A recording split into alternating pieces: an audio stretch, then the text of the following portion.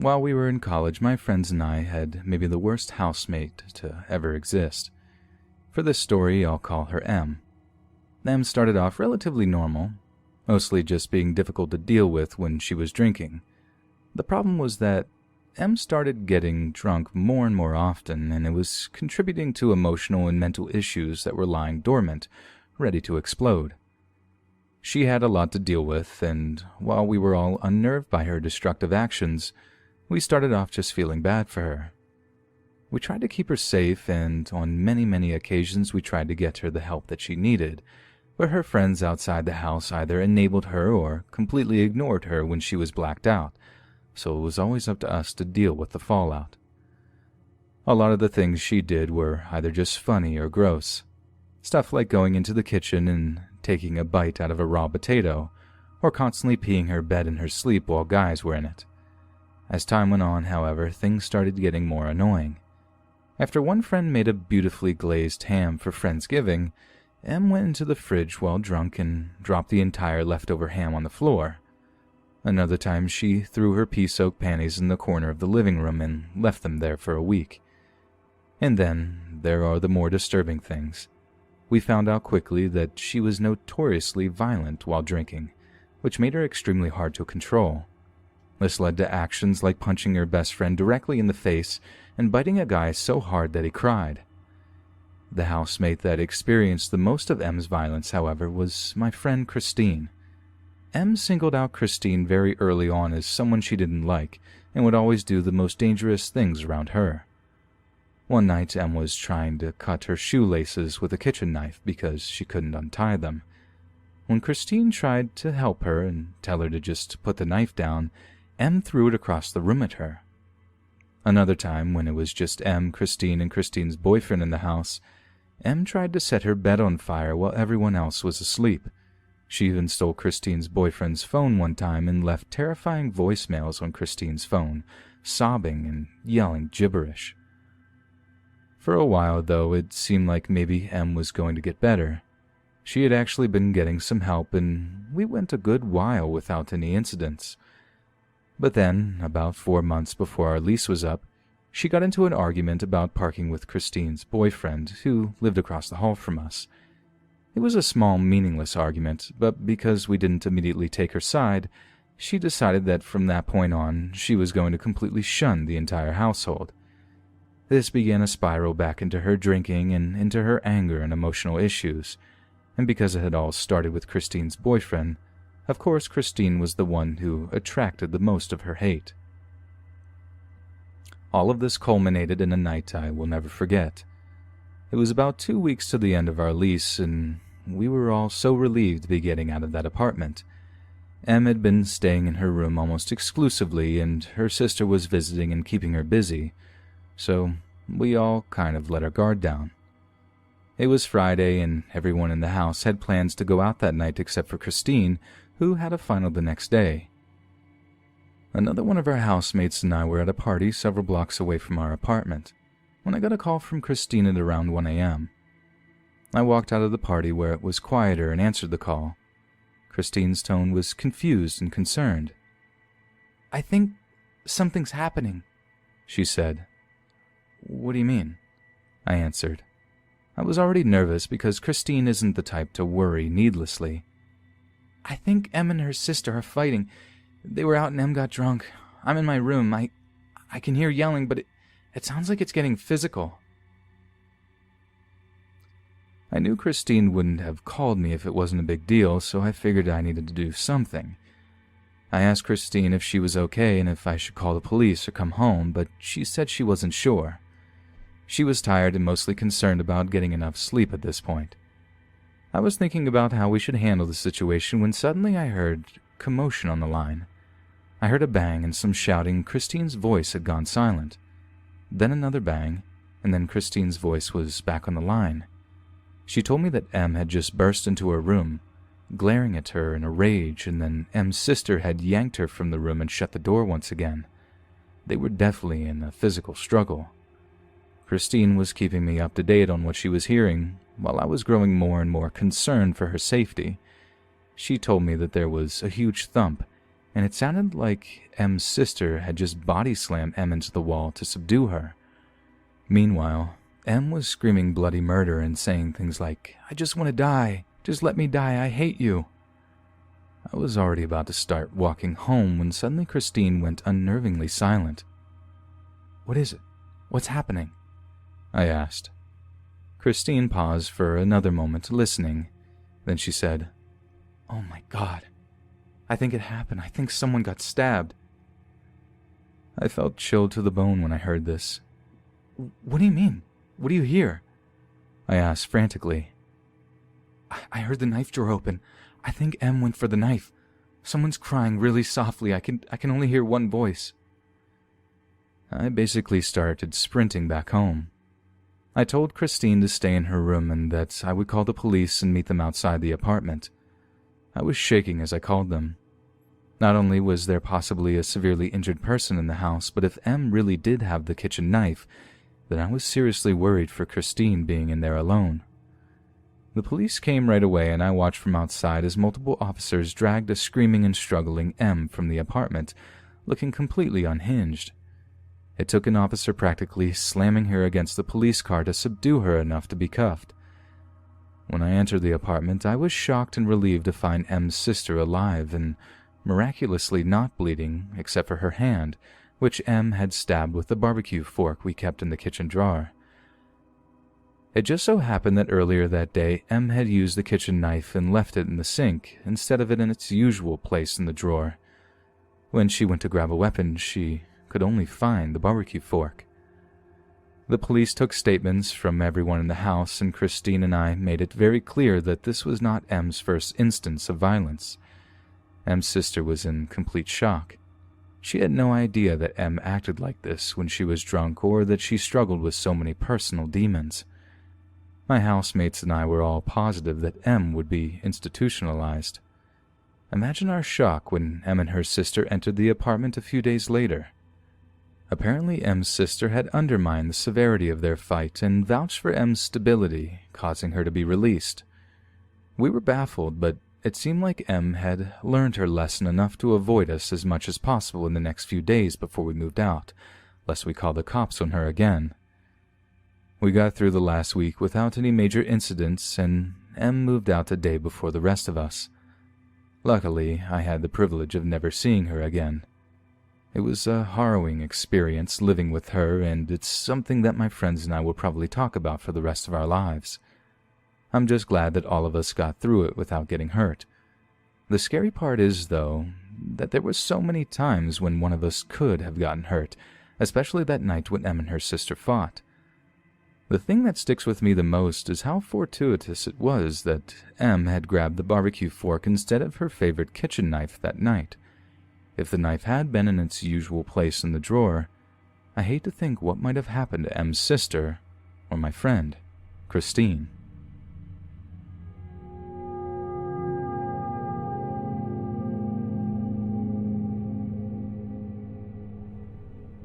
This happened a few years ago in my hometown. I'm not going to say where to protect the privacy of my best friend, but everyone should be on the lookout for these types of situations as they are growing increasingly more common. My best friend in undergrad, we'll call her M, and I were extremely close. We worked together, had the same degree, had the same hobbies, most of the same classes, the same friend group, and lived very near to each other. As a result, we were with each other very often, so very rarely alone. Keep this in mind as the story goes on. Em was picking up her cats from a friend's house and parked her car on the street outside. She put the cats in the car, ran to lock the front door, and came back. It took maybe 10 seconds to lock it and run back, but she didn't lock her car. About halfway to her house, she realized that her purse containing makeup, hundreds of dollars, checks from work, her passport, all of her IDs and cards, and bills for her apartment with her address on them were missing from the passenger seat. She had been running errands to prepare for a trip to her hometown, which is why she had all of these things with her.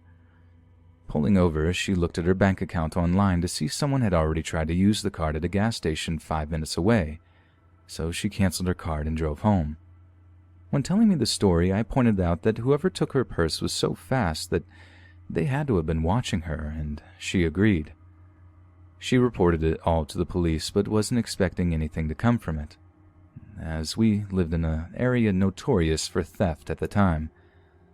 A month or so later, she received a phone call from a detective saying that they had found all of her items except the cash. Em told the detective it was fine as she already had new ones.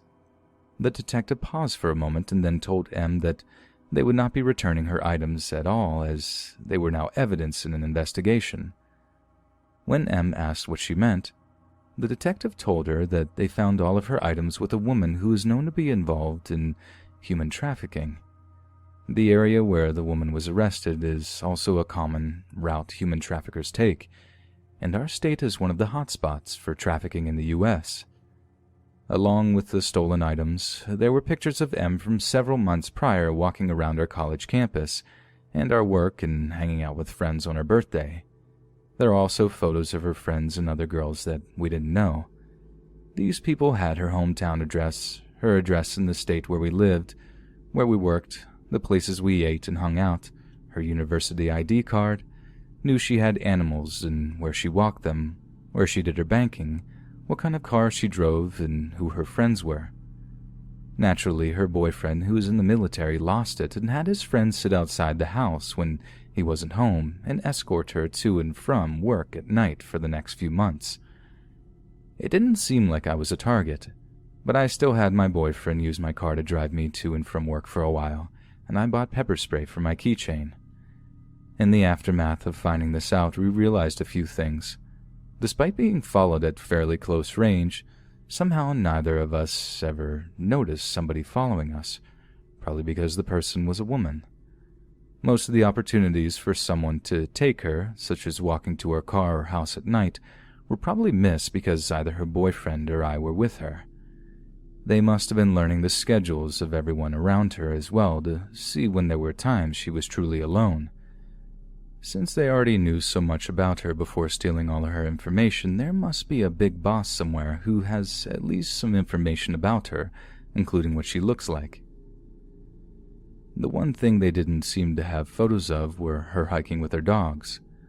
Either they didn't know she hiked, often alone, or they were worried it would be too obvious if someone were to follow her, thus tipping her off, and perhaps the most terrifying, if they decided after all this time to make a move and steal her things, they must have been planning to do something big fairly soon. It's likely they took her IDs in order to make fake ones to get her out of the country undetected. Unfortunately, I can't give an update as nothing ever happened after the arrest, and every time she asks about the case, the detective says it's an active investigation and they can't disclose any information. We've never actually seen the photos either. All the explanation was done over the phone. It's been 3 years since all this happened, and even though we've moved past it, it still terrifies me to think about what would have happened if they hadn't found that woman. I urge everyone to be aware of their surroundings. Be wary of anyone following you, not just men. Stay with your friends. Check in on them to see if they made it home safe, and always, always lock your doors.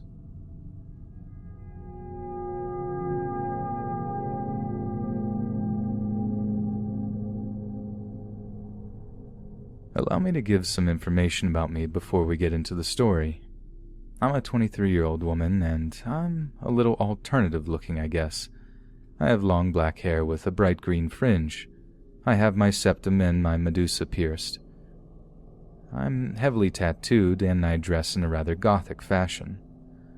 I also live in the middle of nowhere where my house is big and looks like something from a horror movie, but I love it. And now to the story. It's a long one, so please bear with me. This happened when I was 20. I had just moved into a big old spooky house against my parents' wishes as they found the place too creepy, but that is exactly when I bought it. It was classed as a fixer-upper house, so I got it for quite cheap. As a moving-in present, my parents bought me a beautiful German Shepherd puppy. He was mainly to put my dad's mind at ease with me living out here by myself. He's gorgeous. He's also very special as he is also a chimera. If you don't know what that means, it's when two morphs mold together into one beautiful animal. His dad was a black German Shep, and his mother was a pure white one, so he was split directly down the middle with one black eye and one blue eye. Safe to say, he is my pride and joy, and I love him so much. His name is Cobalt, by the way. I had been living in this house for a few months at the time this happened. Cobalt, like most pups, grew up fast, and he was super playful, and like most puppies, he needs a lot of walking, and as I work from home, I have a lot of time to do that.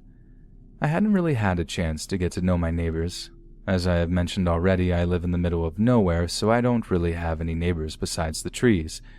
There's a few houses a few miles down the road, an elderly couple who are lovely who I've gotten to know very well over the years, and a young man who we'll call Max for this story.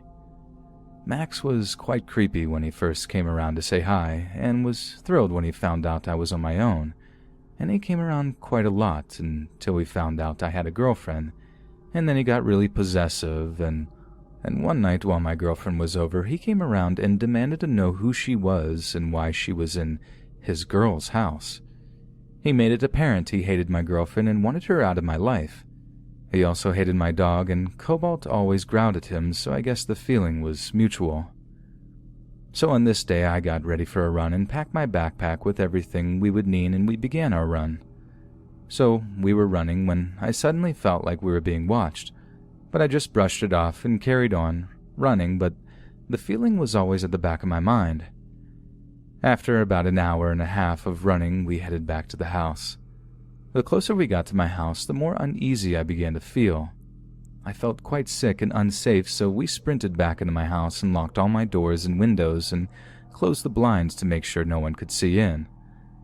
I had a quick shower with Cobalt waiting at the door for me as he always did. Once I got out, I picked up my cell phone and called my girlfriend to see if she could come over. My girlfriend is 6'3" easily. She works as a bouncer and is heavily tattooed, so she comes across as intimidating, but once you get to know her, she's super friendly. Thankfully, she said she could come over, and she began the long-hour drive to my house.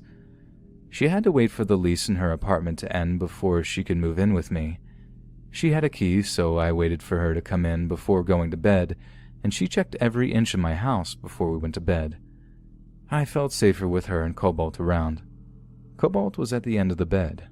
I felt so uneasy. It was about 3 a.m. when we were awoken by Cobalt growling on the landing at something downstairs. All of his hairs were stood up. Suddenly, without warning, he shot down the stairs barking, and that was met with a blood-curdling scream. We both shot up and ran down the stairs. Cobalt was lying down next to a limp figure on the floor, holding his arm in his mouth to keep it in place. Considering Cobalt is still only a puppy, he was super strong and knew he needed to protect. My girlfriend ran down the stairs first and turned on the lights.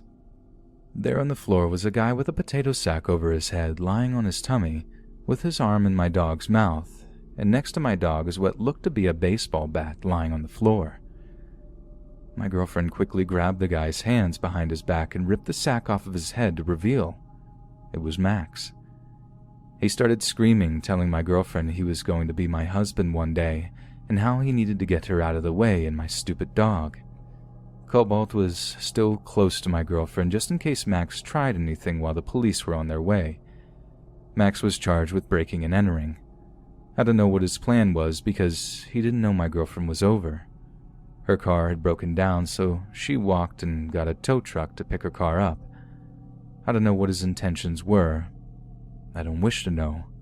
But all I know is it would have been really bad if Cobalt hadn't been there. I'm so thankful for my dog, and he will always be my hero.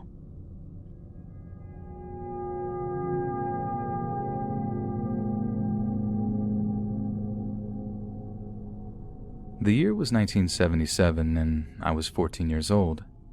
I used to live with my mom, dad, and my sister in a house. We live in a city called Colares in Brazil. My dad used to work as a construction worker in the city, and he also had a corn farm away from there. The city was small, had a little more than 1,000 people. We used to go to the school by morning, and the school was inside the church. We would go out and play with my friends during the afternoon, and we would still be playing until night. There were other small villages around, and the kids from these villages would join us too. It all started mid-August. Me and 5 of my friends were walking in a region we called the beach. The beach was a place somewhat far away from the city, surrounded by woods. We used to go there sometimes. We would start a fire and sit around it to tell each other stories. We had some dogs with us that day. All of a sudden, we started to smell something strange. It was like this weird chemical smell. The dogs then started to bark in the direction of the woods. We all looked at the tree line, trying to see something. Me and one of my friends stood up, and we got 2 big sticks we would leave around the place for emergencies. The dogs got more and more agitated. We then saw some movement in the woods. The dogs ran in the direction of the movement, and before we could do anything, they disappeared in the darkness. We tried following them, but they were too fast, and their barks would get more and more distant. The noises then stopped. We kept running. We eventually found the dogs, all dead. They all had that chemical smell, and one of them had this weird transparent goo in his mouth. They also didn't have any injuries. I remember that I cried a lot that night. One of the dogs was mine, and I really liked him. Some weeks later, everything was normal. I was at my house sleeping. I woke up in the middle of the night. I heard 2 or 3 cars accelerating through the road in front of my house. I found it a bit weird, but thought nothing more of it. I went to sleep again. That morning, I got ready for school. As soon as I opened the door, 2 of my friends were waiting for me. They started telling me what happened during the night. Apparently, one of the villages got attacked by some sort of light. I didn't believe them at first. However, when we went by the only clinic in town, there were more people than usual in front of it. One girl was sitting in front of the clinic crying. We knew that girl. She would sometimes play with us, and she was from another village. We quickly went to her and asked what happened. She then told us a story that gave me goosebumps. Apparently, everything was okay until 11 p.m. The people of her house were at the living room talking. Suddenly, they hear some commotion outside. As they went to see, there were some people pointing at the skies, so they looked up as well. She said they could see some weird lights in the sky. They were almost round and would illuminate some of the clouds near it. She got scared and decided to go back home.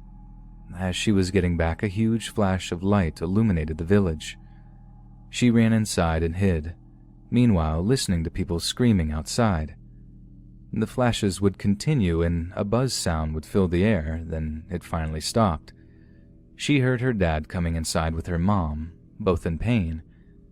After that, some of the people from the village went around to check on everyone. Her mom and dad were vomiting in the living room when the people came. They got everyone inside a car and took them to the hospital. That story scared me and my friends. We all got to school later and all of our friends looked weirded out as well. A quick question and they told us they knew about what had happened too. We had classes with the priest as normal and later we went home. After lunch, me and my friends decided to go around a bit. You could see a change in the atmosphere of the town. People were scared about what happened. We then went to the beach again, me and my friends, and as we used to do, we stayed there until night. The moon was illuminating the sky and reflecting on the river. Then we heard a weird noise over in the distance. Suddenly, a big shadow covers the moon. When we looked up, we couldn't move from so much fear. Right on top of us, there was this black thing, a huge, dark ellipsoid with lights under it. It was big and standing still on top of us. One of my friends screamed, and we started running into the woods. We hid ourselves into a sort of cave, unaware if the thing was really after us, and we stood there for a while. After we decided it was safe, we went running into town again. As soon as we got next to it, we could hear something was wrong, as we could hear screams in the distance. As we got to it, some people were crying and screaming in the streets. I quickly ran to my house. As I got there, my dad was going out of my house holding my mom. I immediately helped him carrying my mother, who was crying in pain. We went to the hospital. When we got there, a lot more people were there too. The one medic was running side to side trying to calm people down. In the light of the hospital, I could talk to my dad about what happened. He said that they heard a noise outside and stayed inside in fear. People could see the light in the sky again. When the flashes started, they were inside. Apparently, a flash came from a hole in the roof and got to my mom. Where the flash hit her, there were 2 needle-like holes. The area where the flash just hit was marked and had black marks in it. As more people would come in, I would hear around people talking about the injuries. Apparently, the injuries were almost exact to each other. Even the people who got totally exposed by the flashes, all they had were 2 needle-like holes and some black marks. When it was finally dawn, my father gathered some friends and they went to the mayor's house. It was at this point in the hospital that I heard the name for the first time.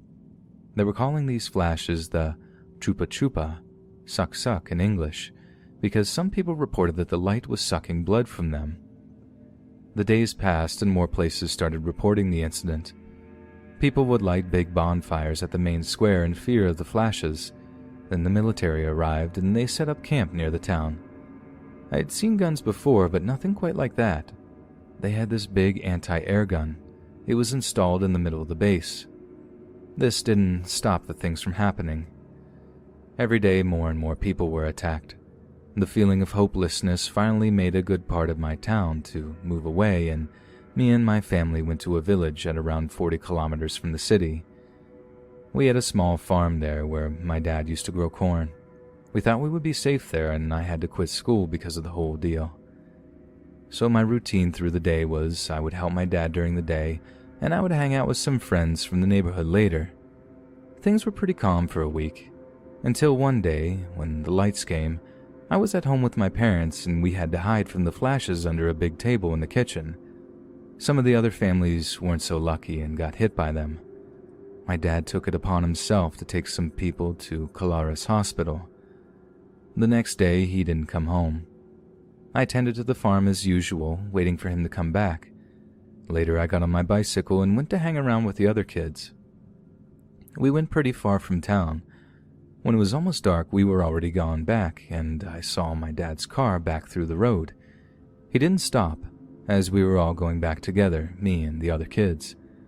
The thing is, all of the kids would go home and I would have to ride another 12 minutes until I got home. It was dark already and I was alone about halfway home. Then, I saw the lights in the sky and the flashes started. This time, as I was riding my bicycle, I didn't have a single space to hide from the flashes. As soon as the first flash hit me, I fell to the ground, paralyzed. I couldn't move nor scream, and I felt the pain of the flashes scorching my skin. When the lights stopped, I got up. 2 holes were open near my neck, and I had black marks all over me. I went home, stumbled here and there from the pain. That was about the last straw for my father. He got me in the car and went to the hospital with me. There, at least 3 more people were waiting, all victims of the flashes. All the family had to stay in the church while they waited for me to get treated. I spent the next day in the hospital as I had more wounds from the bicycle fall. At that night, we heard strange noises while in the hospital. It all started with a weird buzz. I recognized it from that day at the beach and started crying. Suddenly, another noise. A helicopter. It went by the city really fast. Sometime later, a loud noise. I never heard an anti-air gun before, but from the noise, I knew it was that thing firing at something. Then, everything got quiet. We went back to the farm the next day. We could see the remaining people of the town were all on edge for what happened the other day. At this point, it was at the end of February. About a week later, the military went back to the capital. For some time in the next months, we would still see the lights, but the flashes that used to hurt us were gone. The town went back to normal then. So I grew up in this town, and in 1989 my dad passed away. I then went to live in the corn farm, in the small house we had there. The house wasn't big, but it had everything I needed. I used to tend to the crops during the day and made a chicken coop. One night I was almost asleep, but suddenly the dogs started barking outside. I had these big dogs for protection. I stood up from my bed, got my gun, and went to check outside. I could hear something moving on the cornfield. As I got outside, I started to smell something weird, a chemical smell. I stood outside in the front door looking at the movement in the cornfield. Something then blocks the light of the moon. I look up. I see the same black shape I had seen years ago. When I look back down again, I could see a thing, a small humanoid figure, thin, about 1.5 meters tall. It had brownish pale skin, a big head, big bulgy black eyes. When I looked at it, I felt a strong headache. I twisted myself and managed to get inside my house and close the door. I was so scared I even ended up peeing myself. I then sat at the corner of the living room, gun pointed at the door. The dogs kept barking outside. I saw shadows passing in the front of the window, but I refused to look at them. I stood there until I could see the light of the moon again and the smell disappeared. I got up, ran to my car, and drove all the way to my sister's house at the Capitol. I went back there to get my stuff, but I would never live near that region again. A friend of mine still lives there. He says that from time to time, he can still see the lights in the sky.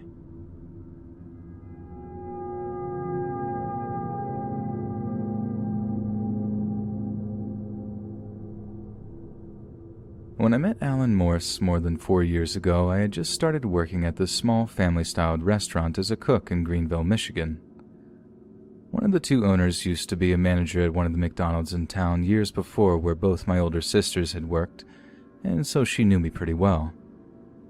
I never had a problem with Alan, as he always treated me and everyone else with respect. He mostly kept to himself, but did every now and then open up to us all as if he was having a good day. Alan did not hide the fact that he had a lengthy criminal record and had been incarcerated for many years before coming to the restaurant, where he would work very hard. He had a new girlfriend who had a kid that Alan loved very much and was trying to start his life over as best he could.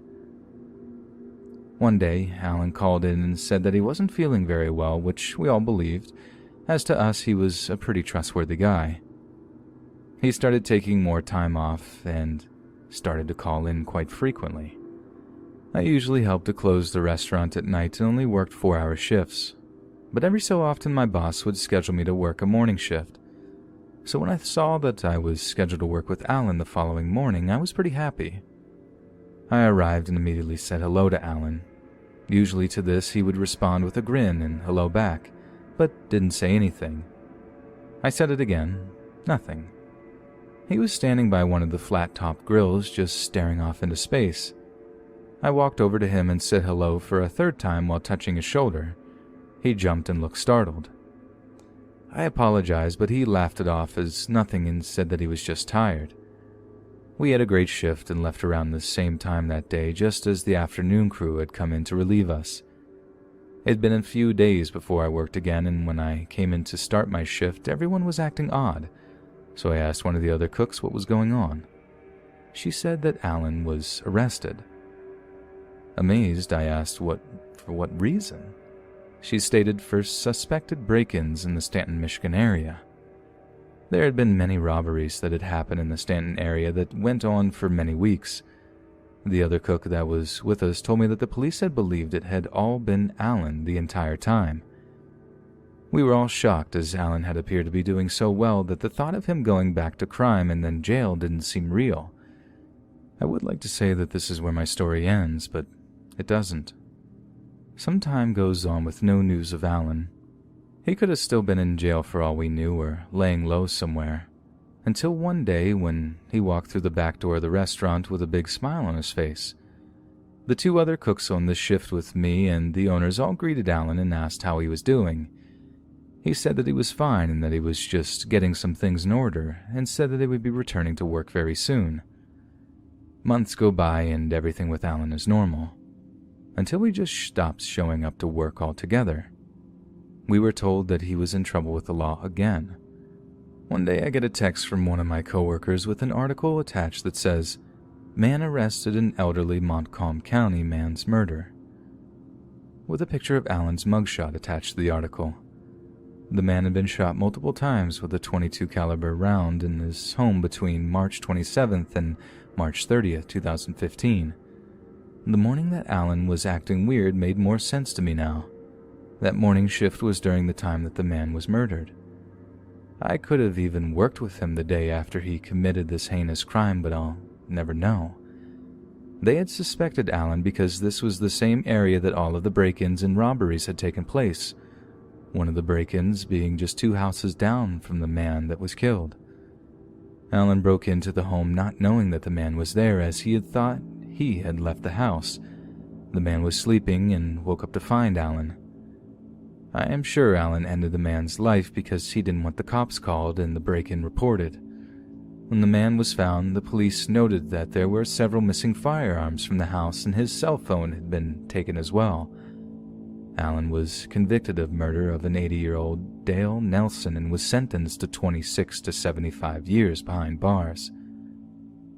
It was later found out that Alan stored many of the belongings he stole not only from Dale Nelson's house but others as well, in the shed that was owned by the restaurant that we had worked at together. The shed was on the other side of the parking lot and rarely used, so it was a good hiding place. Alan was also in possession of owning some lewd child pictures and the tools that he had used to break into the house. It goes to show you that you never truly know who you were working with.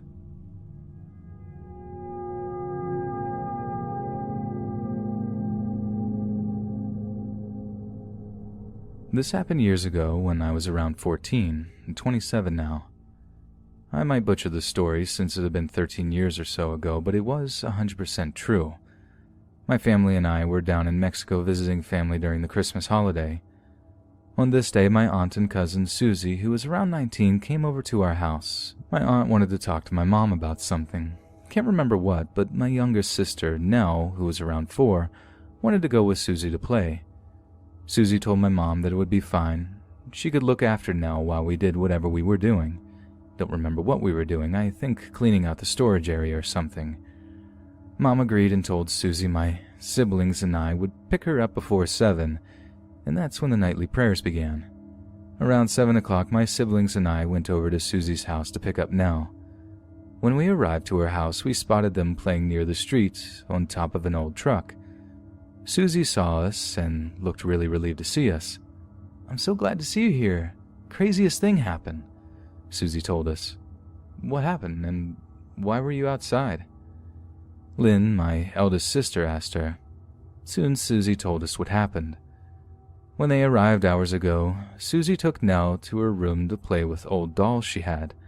They were having fun and everything was going great, until Nell shushed Susie. "Why are you shushing me?" Susie whispered. "Carrie's over there, and she isn't happy." Nell whispered, pointing at Susie's closet. Carrie is Susie's older sister, and she was out of town at that time, which Susie told Nell. Nell shook her head and pointed at the closet again. "Carrie's angry. She wants to hurt us." Susie was starting to get spooked and looked at her closet. Her closet at the time didn't have a door but a semi-transparent curtain. She didn't see anything and asked Nell what Carrie was doing. "She's watching us. Susie, she's coming," Nell whispered, now hugging Susie's arm. Susie wasn't sure if she imagined it or actually saw it, but she saw a hand appear in the closet and was starting to push the curtain aside. Susie grabbed Nell and ran downstairs. Trying to calm herself down, she put a movie on for Nell to keep her distracted and went back upstairs to her room. The moment she got to the top landing, she saw her bedroom door was closed. She knew she didn't close it, and it would make a loud noise when it closed since it was made of metal.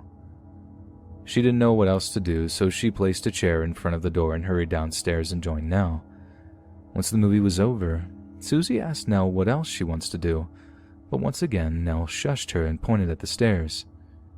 "Carrie is angry at you. She's coming." Susie grabbed Nell and dragged her out of the house, out on the street, and that's when we showed up. We were kind of spooked by the story, and Susie was just happy we were there. "I'm sure it's nothing. Maybe just an act of imagination," Jess, my older sister, said. Susie shrugged, still a bit shaken when Nell shushed us all. "Carrie is watching," Nell whispered, pointing at the second-floor window. That's when we all booked it and ran toward the church, where my aunt was cleaning. We haven't told my aunt or our parents what had happened, probably thinking we just got spooked by a 4-year-old until 5 years ago. Jess randomly brought up that day and told my mom about it, laughing it off as our imaginations running wild. "Did this ghost look like Carrie?" my mom asked. A shiver went down our spines. We haven't mentioned that part to her. "Did the ghost look like Carrie?" my mom asked. A shiver went down our spines. We haven't mentioned that part to her. "Did Susie tell you?" Jess asked. "No, because I know Susie's house is haunted. There's a ghost that looks like your cousin Carrie. I know because you mentioned this before when you were around 7. Do you and Lynn remember sleeping over at Susie's house?" "No. Why?" "Good. You forgot," was all my mom said and left it at that. That story's for another time, but now we know that my cousin's house is haunted and what my sister saw that day was an actual ghost.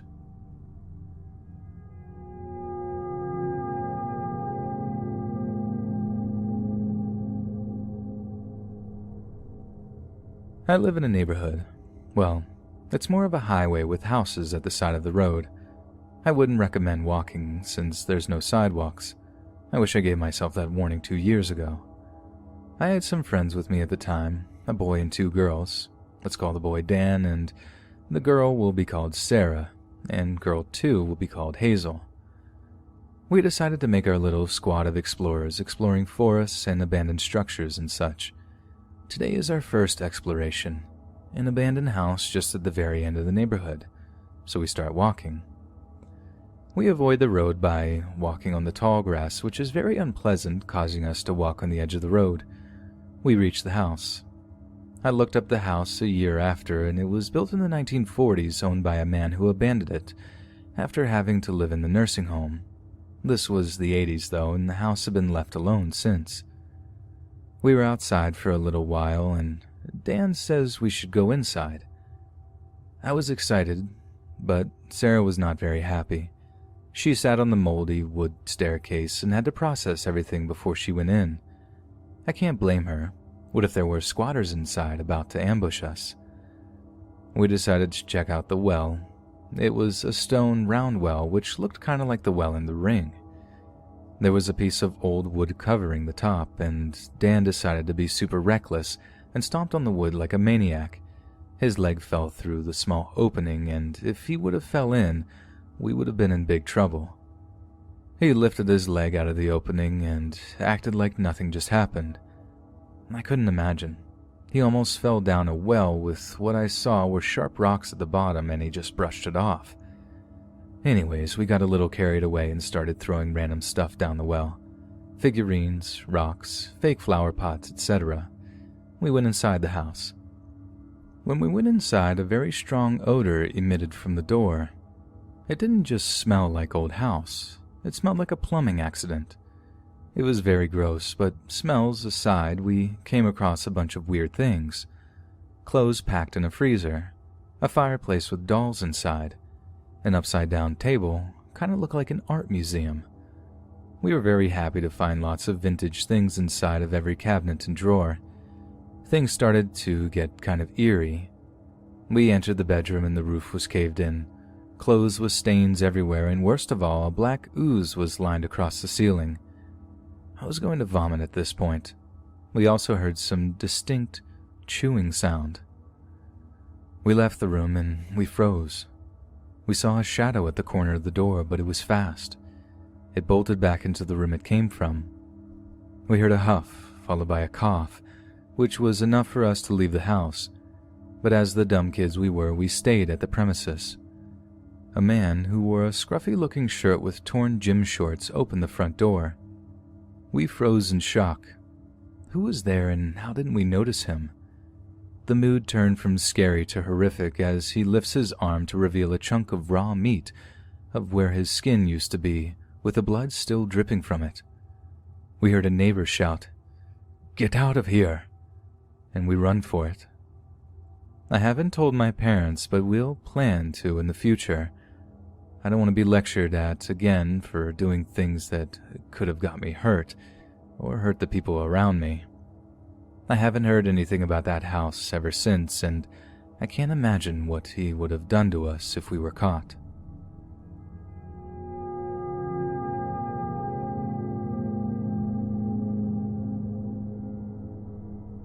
I practice Taekwondo in a stadium in my city. It's a dangerous place, but I have been living all my life there and nothing has happened to me, so normally I forget about the robs and drugs and all of that. One day I was chatting with a friend in the entrance of the stadium and there was a guy shirtless and with a lot of muscles. He was just standing in front of a wall reading something, so none of us care about him. Some minutes later we say goodbye and leave to different places. I decide to walk to my house. I live about 30 to 40 minutes away. Because I had time and was a nice day, so while I was walking, I saw the same guy from before. He was walking in the street and fighting with the drivers. All I thought was that he was on some drugs and just kept walking. About 10 minutes later, he disappeared. Some minutes passed and nothing happened. I was just listening to music and walking.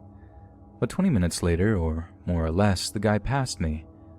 I was kind of shocked because he appeared from nowhere, but he passed me, so I thought I was being way too paranoid.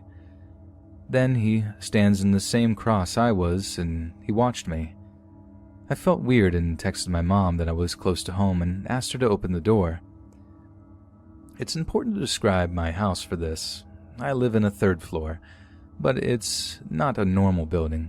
There are houses in the ground level, with 2nd floor backyard and everything. In between 2 houses, there is a stair that lets you in the 3rd floor. There are more houses over the ones on the ground level, and I live on the 3rd. So when I get to the stairs, the door was open and my dog was waiting for me. So I sit on the floor and pet her. Then my mom was like, "Be careful, there's someone behind you.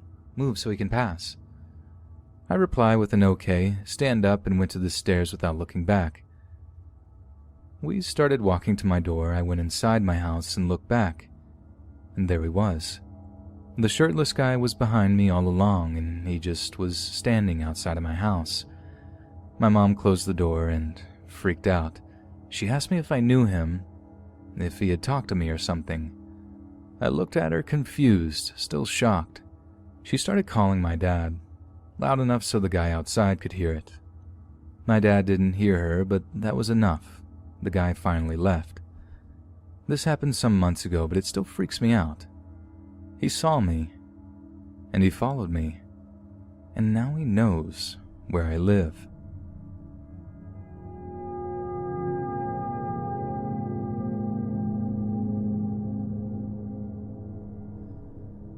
This took place between 2014 and 2015 when I was renting a small 2-bedroom house with my now ex-girlfriend in a fairly up-and-coming city in the UK. The house was in a quiet suburban neighborhood. It was small and was laid out so that the kitchen and living room were open plan. There was no space for a dining room, but there was just about enough space under the stairs for a 4-person table. The neighborhood was only about 13 years old, and there is a beautiful park outside the front of the house with a nice open field where people would walk their dogs, jog, and have picnics. I didn't get any unsettling feelings about the house, nor did I feel that there was anything off. I'm usually sensitive towards these things. When I was younger, I used to see and hear things I couldn't explain. A man praying at the foot of my bed. A woman whispering my name while I laid in bed. But as I got older, these occurrences became more and more rare until they stopped altogether. Now, I don't get anything more than a feeling of being watched or a cold air wash over me. The only things remotely eerie about our new home was that the park next to the house is called the Roman Park, because of the ruins of an old Roman villa, which makes it a bit of a local attraction in the city I live in. After the first few months of moving in, everything was great. My girlfriend and I would get home, make dinner, watch TV, and go to bed. We had 2 cats who would often wake us up in the middle of the night because, as anyone with cats will tell you, cats only want your attention when you're not giving it to them. They would walk on our faces, knock things over, jump on the bed, and run up and down the stairs. It was almost comforting to know that they were there. Sometimes they would stand in the bedroom doorway and meow at us until we woke up. This is how they told us that they wanted to go outside. We didn't have a cat flap, so we had to let them in and out. One night, my girlfriend and I are watching TV when out of the corner of my eye to the left, I see something moving on the stairs. I turn to look and there is nothing there. I ignore it, thinking maybe it was a trick of the mind, but it happens again. I keep my attention focused on the stairs, trying to work out what caught my attention when my girlfriend says, "Did you also see that?" "Yeah," I said. It looked like someone was standing there. We get a little bit freaked out, and even more so when we realize that the cats are both fixated on the stairs as well. This is a little weird, and I get a bit creeped out, but we kinda shrug it off and carry on with the movie. A few nights go by and the same thing happens again. This time my girlfriend and I turn our heads at exactly the same time. "It looks like someone in a white dress," my girlfriend said to me. Instantly, I get goosebumps because now I know we saw the same thing. This becomes more and more frequent, and we decide that maybe we should try to ignore it or keep looking forward, but pay attention to what we see out of the corner of our eyes. Soon we started seeing this thing almost every day, multiple times a day, and even in the early afternoon. In an effort to relieve our fears, we turn it into a bit of a joke. Our back door was a sliding door with small vents at the top.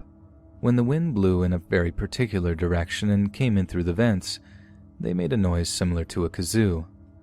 We started referring this as a lonely party ghost, and that was the name we gave to the thing we kept seeing on the stairs.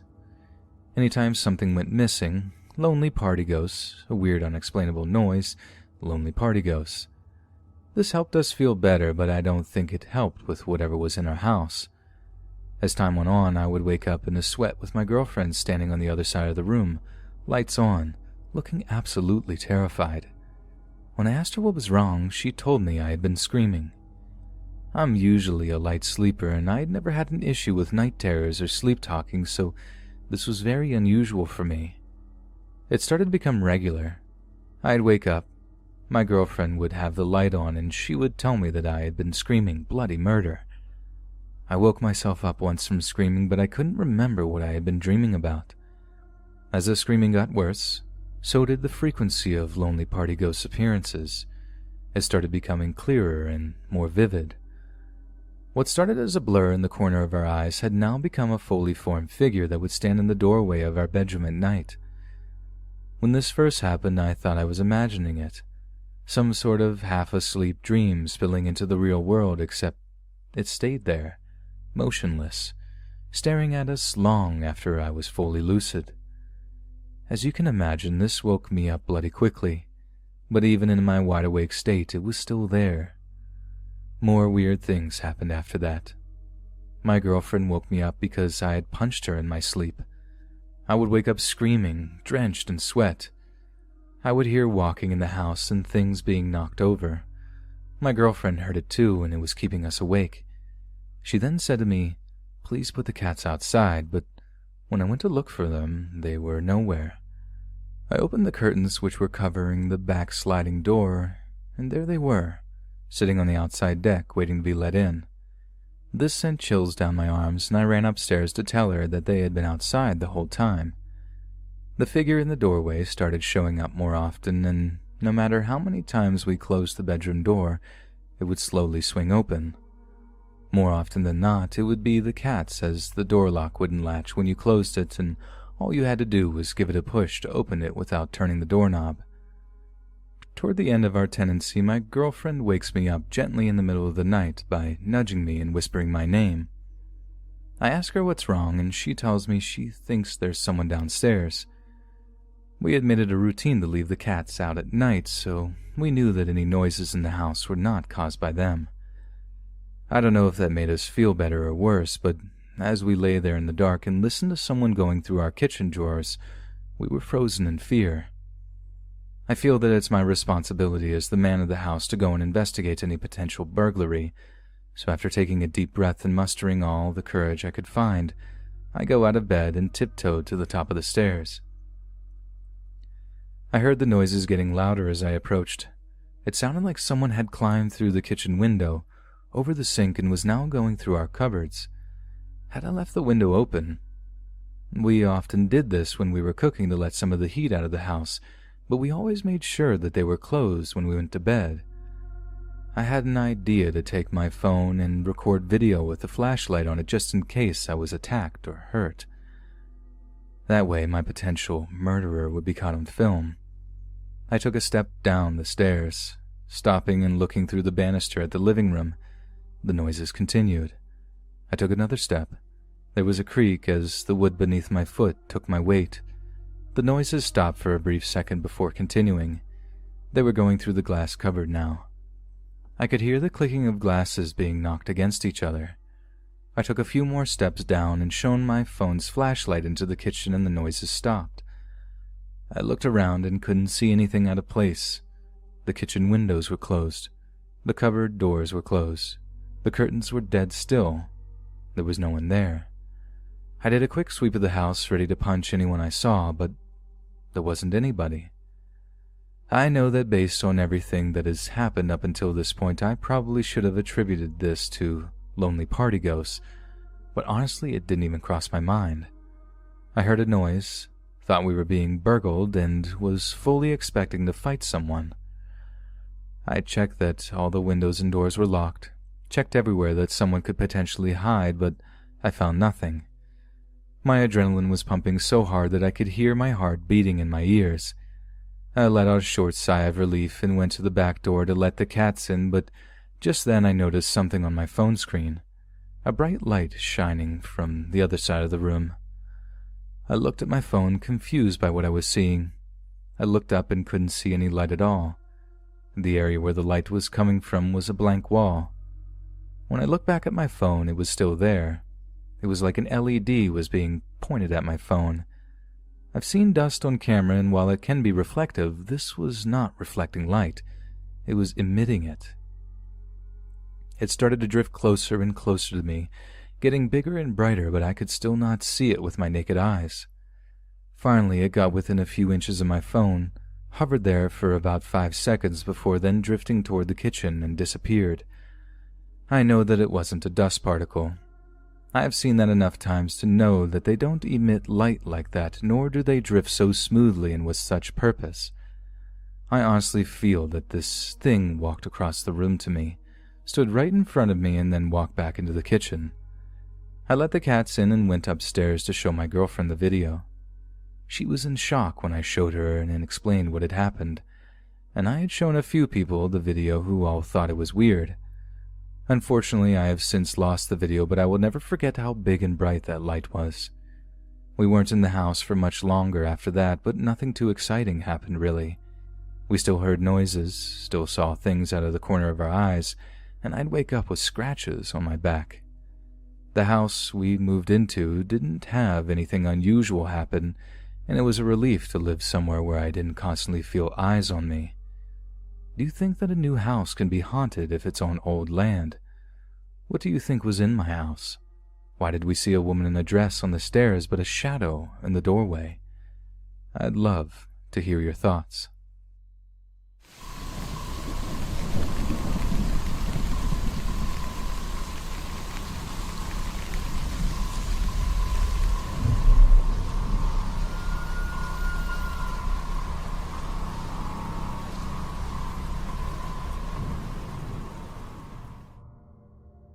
In 2008, I was 19 and deployed to Afghanistan. I was at a small post in the southern area of the country. It was very mountainous and not very populated. We had men who weren't in uniform coming in and out several times a week, never staying for more than 2 days. We were all pretty positive they were special forces of some sort, or maybe CIA contractors. They didn't have much interaction with any of us pretty much ever. They stayed in their own groups. There were a lot of rumors going around that they were doing some kind of psychological warfare things, like ambushing and killing all but one in the dark, butchering corpses and leaving them in front of suspected villages, burning things down, just, crazy things to mess with people. Well, about my 3rd week at this posting, we were told in the morning they wanted us to check in on a village not too far from us. They had been complaining about us killing goats and skinning them, which really wasn't that uncommon. We had complained all the time to try to get money and other things from us in repayment. And then we had a report of a patrol in the area see a bunch of women and children carrying a lot of things rushing away from the area. Kind of suspicious activity. The next morning we set out before the sun was all the way up. The village was a little less than an hour drive from us. The whole area was pretty flat in a valley most of the way there, but about 2 kilometers from the village you have to take a small dirt single-track road up the mountain. The entire village was on top of a small mountain, but in like a big bowl. It was just maybe a dozen small walled-off houses and sheds. No more than 40 people lived there. Well, as we sped up and approached the village, our comms freaked out. All we heard was static. But 4 of us heard voices. They all said it was like 100 people were all talking at once. You could hear it, but couldn't quite make out what was being said. That lasted for about a minute. The other group radioed us and said that 3 of the 6 of them had heard clinking metal and a harsh, loud scream, a wet, gurgling scream. Then mid-scream it just cuts off and went silent. We radioed back and reported what had happened. We were told to continue on. Our radios are encrypted. There was next to no way anyone could have gotten into them. Not even 5 minutes later it happened again, but this time to more than half of us. We heard people talking while breathing heavily like they were running. So many voices all at once. Like had to rip my headset off and helmet off like many of the others. It was bad. We were out in the open, all in a panic. We reported it again, but one guy said he heard what was kind of like Farsi, or a Persian language. Another said kind of like Latin, and I swear what I heard was in Russian. We were told it might just be interference with switch channels and keep on task. At this point, we were maybe 30 meters from the entrance of the village. It's a pretty big open area on this mountain, not much to hide behind besides the buildings. Someone noticed a thin blood trail leading into the village. We took note and continued on. When we stepped into the village, we saw a puddle of dried brown blackish blood. Before we can even register what we saw, 3 military-aged men stepped out and opened fire at us. We all dove for cover. I ran behind this 1 to 1.5 meter high wall surrounding a small building. As soon as I dropped, a man stepped out of the building and shot at me. I panicked. This was my first time being shot at. I shot at him at least 8 times, 2 of which smacked him in the chest. Someone from the other side of the wall on a building was firing at me, so I ran to hide behind the building the man just came out of. I took cover next to the man, listening to his gurgling, heavy last breaths. After all was said and done, we had reinforcements arrive. We put down 8 men and wounded 2 more. Nothing on our side. While everyone was taking the required pictures and whatnot, an army patrol came by with 4 of the women from the village. They said they found them hiding in a nearby town begging for help. They had to pretty much carry the women back as they refused to return. We split the women up and began to question them. They admitted the men were gathering and getting things together to attack a patrol. Someone had promised them a great reward. But they were crying, all terrified to be back. Our interpreter asked them what had them so shaken. Is it because of the fight? They said the morning before, as the sun was coming up, they saw what looked like a bloody man walking up. Some of the women went to try to give aid when they stopped and screamed. As the man walked closer, he was naked from head to toe, no hair and no skin. Each step he took looked like his knees would buckle and collapse. He had no eyes and no muscle around his jaw. His head just swung around loose like nothing rigid to hold it up as he walked. They said he was slow and jerky. They could hear him breathing. He was wet and heavy like he was drowning. The men, hearing the women scream and run, grabbed some weapons. Some were muskets, some tools. As he walked closer, they saw his belly was slit and things were just swimming from his gut. The men began to fire at him. The thing didn't notice. Didn't even flinch, and chunks of him were ripped off. We finally stopped when the men were reloading and opened his arms like he was going to hug someone and screamed so loud they had to cry. The men closest to him began to bleed from their eyes and ears and finally collapsed. The next thing they knew, he was gone, just vanished into a light red mist. The men who fell were gone too. Not a trace, no footprints or anything, just the trail of blood into the village. We all kind of looked at each other like, that's nonsense, no way. We kind of ignored it and continued on with documenting and cleaning up. After several hours, we were leaving. I was in front with 6 other men. We were all talking about the radio thing when one of us just stopped and yelled for us to drop. We all listened and spread out, dropping low. There we were, out in the wide open and empty, nothing to hide behind. But there in the middle of the dirt tracks was a horse with its legs cut off, flush at the joints, with its head twisted upside down. Something was sticking out of its belly, and it has something carved into its skin. We thought it was an IED, so we went through the standard processes and cleared the area. When we were sure all was well, we finally approached it. It has a 1-meter-long shard of a broken mirror stuck in its side, Arabic letters carved into it. The half of the horse facing away from us was skinned, so cleanly there wasn't a drop of blood or a cut into the meat. We asked our interpreter what the Arabic word said. He said it isn't Arabic, but kind of like Farsi, but not at the same time. He said he thought it said, "Look, look, don't look." We were all freaked out. We went back and reported everything. Our CO listened to the entire story, and after a long silence that felt like half an hour, said, "It is nothing. Exhaustion and stress from your first engagement. Be careful who you tell. People will be begging to question your mental fitness." Later, when some of us went to shower, there was yelling. The guys who were out there with us said they saw that their faces had no skin in the mirror. We calmed them down and moved them out so we could shower. I was the first one done and went to shave when I saw a red, skinless person in the corner of the mirror.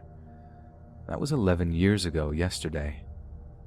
I still sometimes see him in the mirror. In my bathroom, I don't have a mirror at all. I go to a barber once a week to shave me. The last time I shaved myself, my daughter was in watching me when I saw the man in the corner of my eye right next to her. She saw him in the mirror too and ran off screaming. What makes this all crazy is that in that deployment, 3 of us from the day were killed in an IED, 2 were critically injured in another. Our interpreter was killed with his family in his home. 4 killed themselves within 3 years of returning home. That's 8 dead and 2 injured, just like the villagers. I've only told maybe a dozen people about this. Only 1 or 2 believe me. I can't find anything like this anywhere in the world. I know the area had a lot of history, like the Russians had a base where we had ours in the 80s. Some say Alexander the Great marched his army in that valley too. I don't know what to think of it, and I need to know more about it. It's been bugging me for years.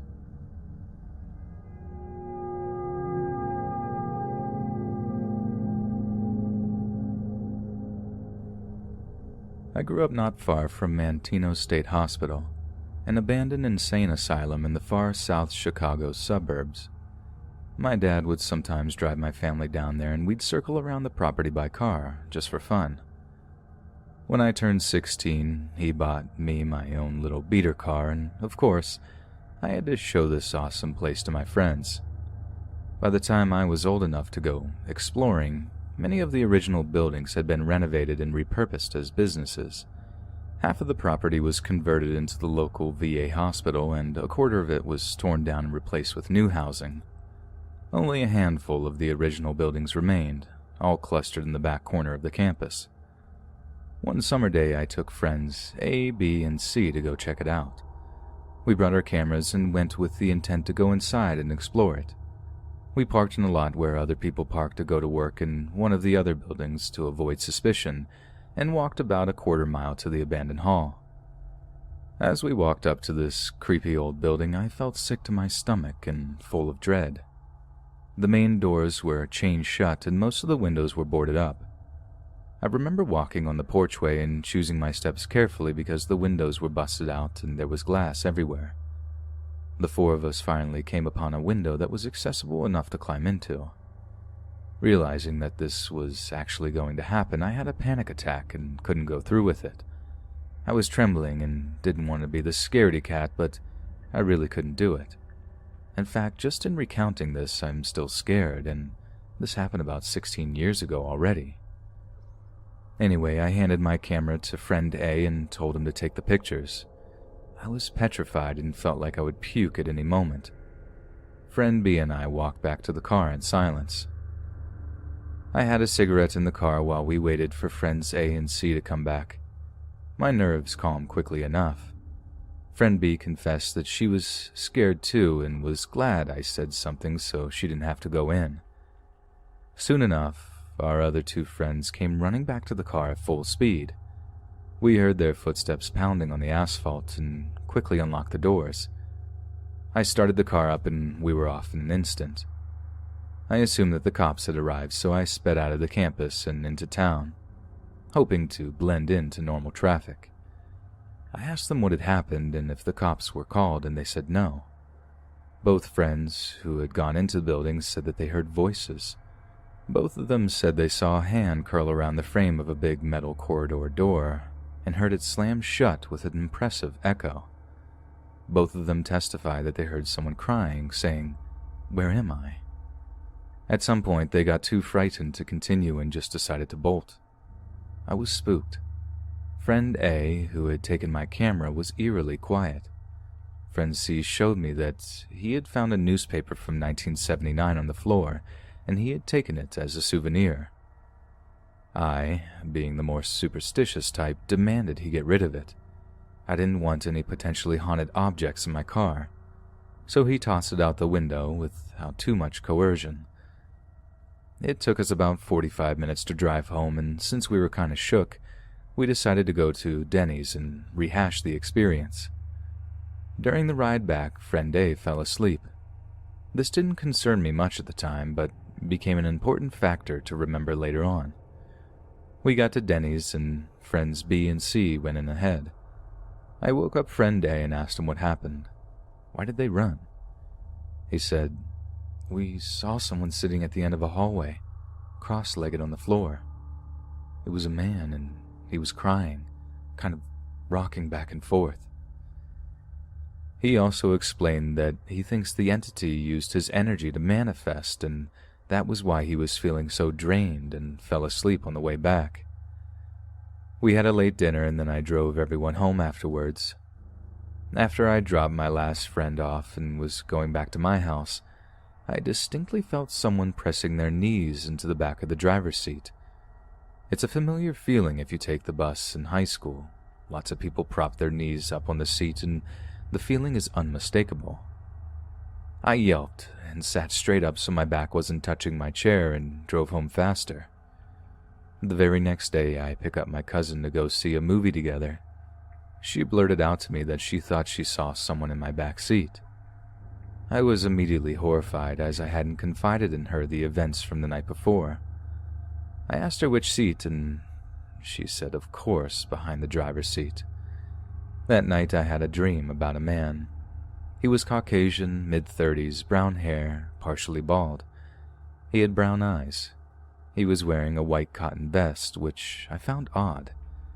Instinctively, knew it was the ghost my friends had seen at the hospital. In the dream, he was guiding me through a series of booby traps. He was holding me by the elbow and walking with me. He seemed sweet and harmless. I thought maybe he's a guardian or something. These dreams continued for about a week straight. Friend who didn't know about our trip to the asylum started to have experiences in my car. One friend heard and felt someone whisper in her ear. Another had their elbow grabbed by someone in the back seat. I felt the knees in my back on many occasions.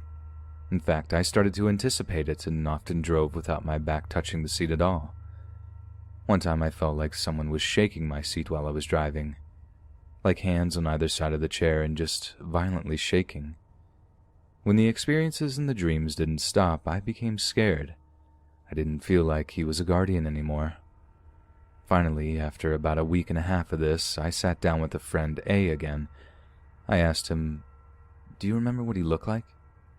He said, "All I could see was that he was balding and he was wearing a white vest. I don't know how, but I think his name was David." I told my parents about what happened after that.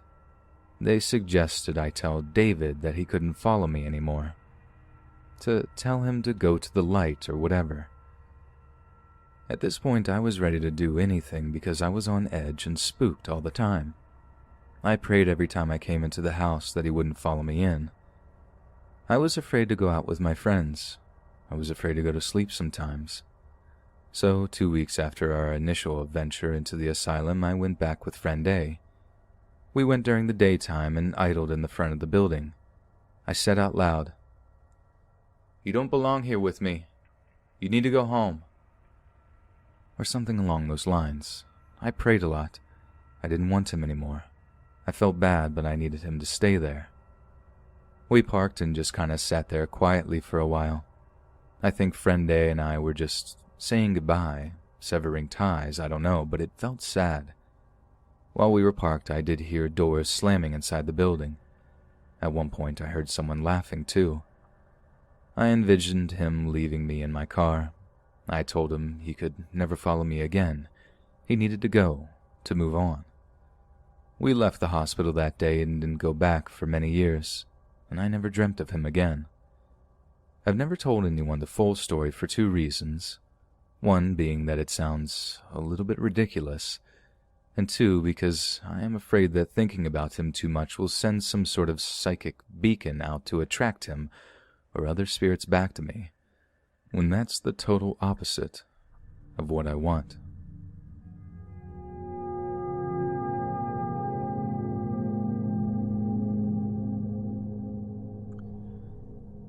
When I moved out of home, I moved into an old, creepy house. The heating didn't work, the windows wouldn't close properly, and the cupboards were full of elaborate handmade shelves. There were doors that led to rooms that led to other rooms that didn't make sense. The house just didn't seem to have a normal layout. But the creepiest room was the laundry.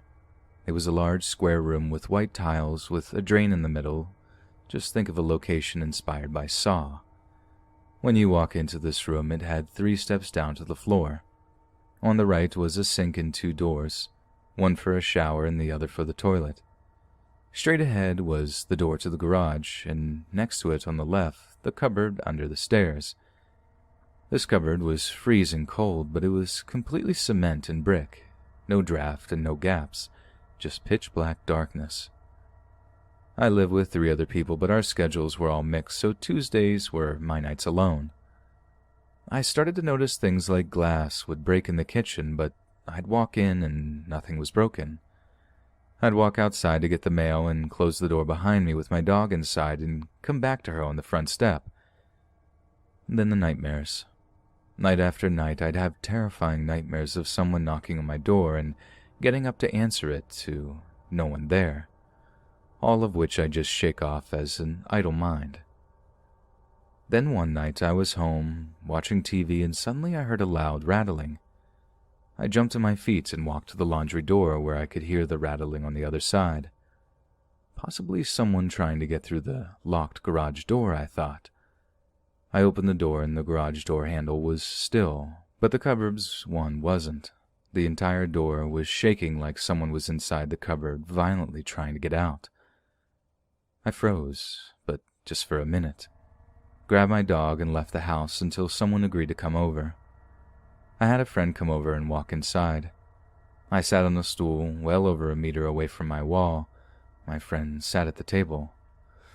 "Maybe you have ghosts," she said. I just want to add that I was raised religious and told there's no such thing for 18 years of my life. In my head, there had to be a logical explanation, and my fears were surely irrational. "There's no such thing as ghosts," I scoffed. Without another second, pressure on my shoulder pushed me off the stool and slammed me onto the wall in one quick motion. To clarify, I didn't fall off the stool. If I did, I would have hit my head on the wall. My entire body slammed into the wall. I stood and looked at my friend, and she looked at me. We said no words, and I grabbed my keys and my dog, and we got dinner. Nothing was ever spoken about it, how I was thrown across the room. I moved out shortly after, but I will never say ghosts don't exist again.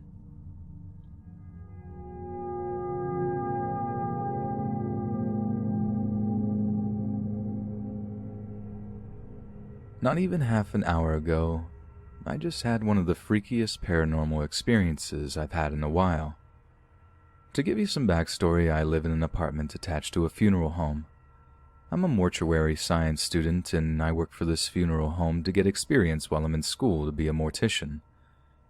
The funeral home happened to have a vacant apartment set privately in the back that I couldn't possibly turn down, as I moved away from home for this school and I needed an inexpensive place to live.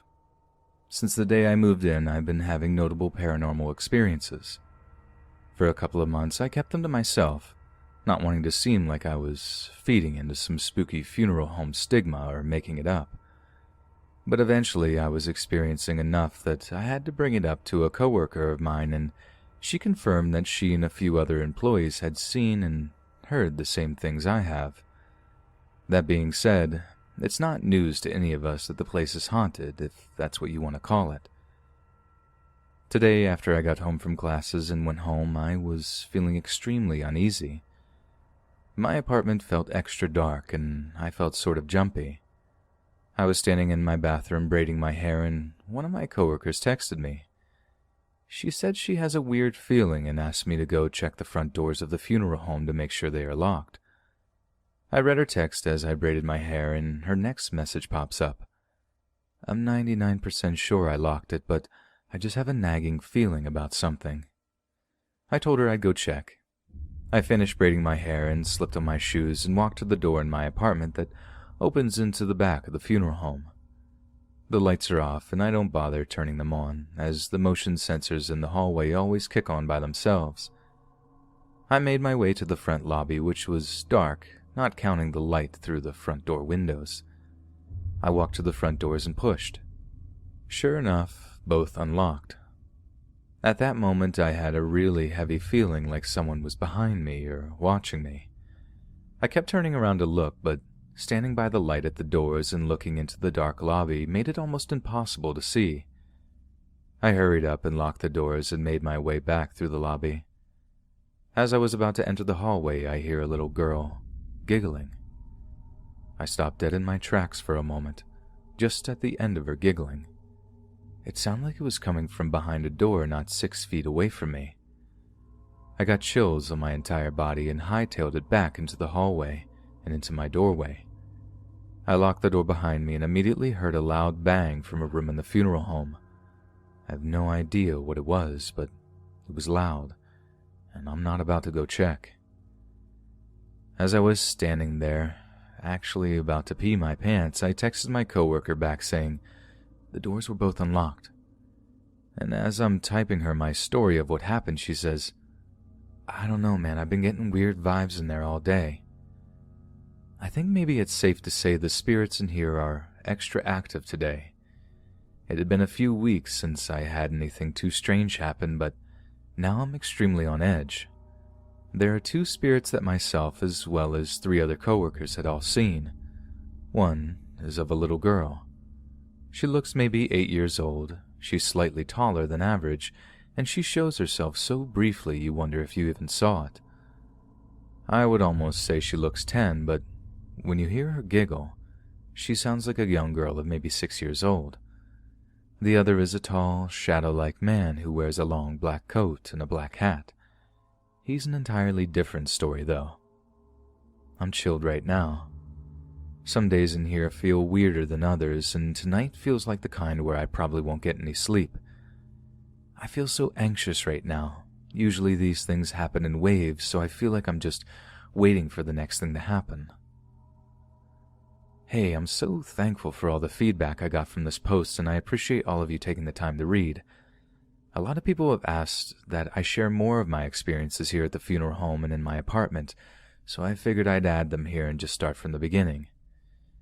Now, the day that I moved in, I was trying to clean and dust everything I unpacked. I was listening to music and polishing one of my end tables when something caught my eye.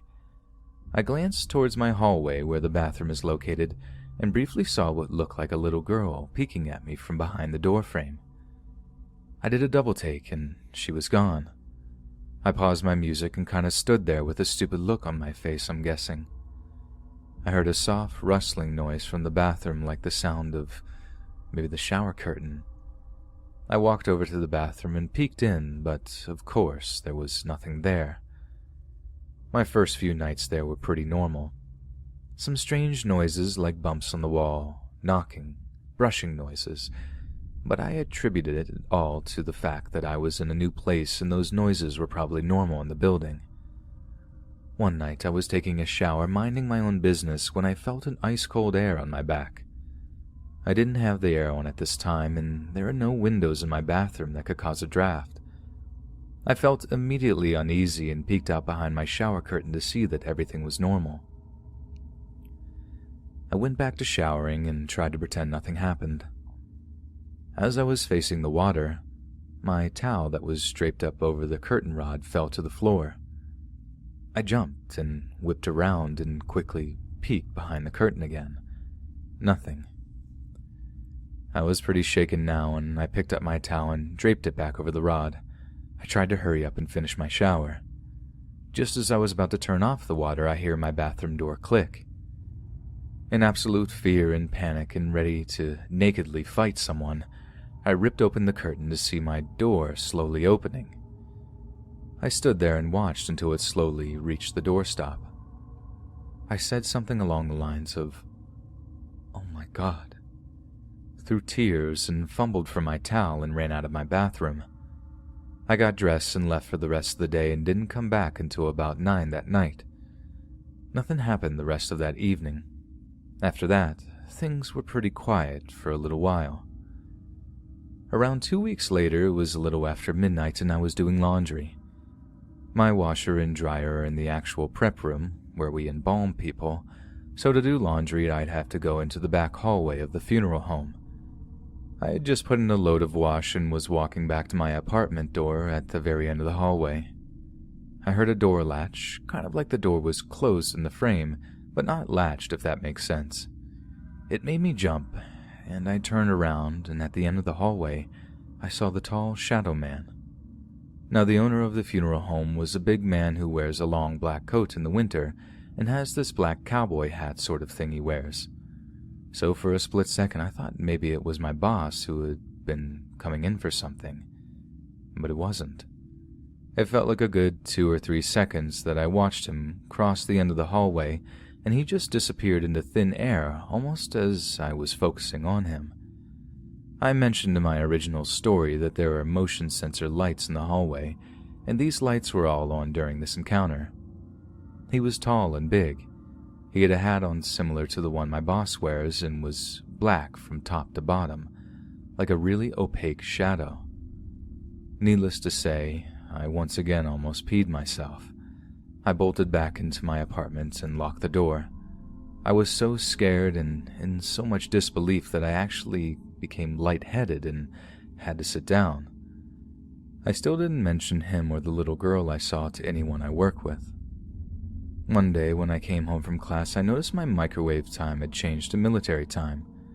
I didn't think anything of it, and I messed with the settings, switching it back. The next night I was working, cleaning one of the lounges, and I noticed that the time on the microwave in there was on military time too. At that point, I honestly figured maybe there was a power outage that day, and when the microwaves kicked back on, they just went wonky and switched to military time. This was until the next day, which was my day off. I slept in and lounged in bed for like an hour, and one of my best friends called me. We'd been talking for about 20 minutes, and I was like, alright, I should probably get up and do something. I glanced to see what time it is, and my alarm clock was on military time. My alarm clock is a cheap battery-operated alarm that doesn't even plug into a wall. I've had it for about 4 years and had never seen it switch to military time. I went silent on the phone and stared at the clock, trying to find some sort of logical explanation. The microwaves kind of made sense at first, but then, with my alarm clock, I couldn't shake the feeling that it meant something. Not long after that is when things got considerably spookier. Probably about 3 days later, I was coming back home one afternoon from classes. I came right in and threw my keys and my purse on the kitchen table and then turned my back to the table to plug the sink and start running water to do my dishes. My dishes had been piling up. Swore to myself I'd do them first thing when I got home. I was letting the sink fill and turned to get my keys and purse from the kitchen table and put them on the end table by my door, which is where I always place them so I don't forget them when I'm running out the door on a 3 a.m. death call. My purse was there, but my keys were not. I had just come in and threw them on the table. It took a few seconds to get the sink ready, so they didn't get up and walk away in the short amount of time. Bewildered, I started looking under the table, on the floor, patting my pockets trying to find my keys. I had just put them there. Frustrated, I got to plop down on my couch and ponder if I'm going crazy. I have a heavy quilt on my couch. I like my place chilly, and when I went to lift it and sit down, there were my keys. I didn't go anywhere near my couch when I came in. I'm 100% positive I put my keys on the table next to my purse when I came in, and there was no reason they'd be under the quilt. But that wasn't the weirdest part. On my key ring, I have my parents' house key and my car key on the main key rings, and a second key ring is attached to that one with the apartment door keys on it. The key ring with the apartment keys on it was stretched and bent as if though someone had tried to rip the keys straight off the other one. The key rings aren't flimsy, bendy ones either. I could hardly open them enough to lock the key rings together when I put them on. It would have taken serious force to completely pull open the keyring like that. I actually do have a picture of my keys somewhere on my laptop that I will locate and attach later so you guys can see what I mean. My stomach dropped through my bottom when I saw my keys. They were all messed up under the blanket. I almost didn't even believe if I was seeing it all correctly, and I felt a little crazy. At this point, I was feeling like I should at least vent to someone about what was going on. A night or two after that, I was working a visitation with an older woman who had worked for my boss for a long time. She's my favorite coworker, as she's easy to talk to and reminds me of my grandma or something. Anyways, she asked me how I was getting settled into the apartment and if I was enjoying it. I told her how much I loved my apartment, but that there were some weird things that don't make sense. She asked what I meant, and I honestly didn't even want to say it because I didn't want her to think I was crazy or messing with her. After my hesitation, I just asked if she thought the funeral home was haunted. She explained to me that she had had some strange experiences here as well as a couple of others I work with. They've all heard loud screaming and moaning from time to time in the prep room. They've heard giggling, unexplained doors opening and slamming. What upset me the most was that she had told me about a tall black man with a hat he had seen in the back hallway a couple of times. At that point, I word vomited and told her everything that had happened since I moved in. That was the night that I felt like it was confirmed to me that there was something or things here. I sort of wanted to vomit, I was so scared, but at least I knew that I wasn't crazy. For a few weeks after that, nothing huge happened. I would always hear strange noises at night. It's not uncommon to hear a door open and close by itself somewhere in the funeral home. I've also heard people talking, hear cots sliding around on the floor, and the same moans and screams my coworkers have all heard. This has become almost normal to me, so although it's freaky, it wasn't bothering me directly, and I could live with that, at least for a little while. Once again, things picked back up one day when I was in my bedroom putting clothes away. I was sitting on my floor folding a mountain of laundry when I heard a loud, clear-as-day sound of a man clear his throat in my living room, the kind of that you do to get someone's attention. It was so clear and real I didn't even think ghost. I was confused for a moment, thinking maybe my boss had come in to speak to me, but surely he'd knock. Nobody ever would just walk in here. I hopped up and stepped into my living room. Nobody there. I peered around the corner to see if anyone was in my bathroom. No one. The realization that I was alone set in and my stomach sort of dropped. But honestly, I was so used to so much activity that after a few minutes of pacing around in disbelief, I shook it off and went back to folding laundry. In the most recent weeks, the most I've experienced are the normal sounds and voices and bumps in the night I always hear.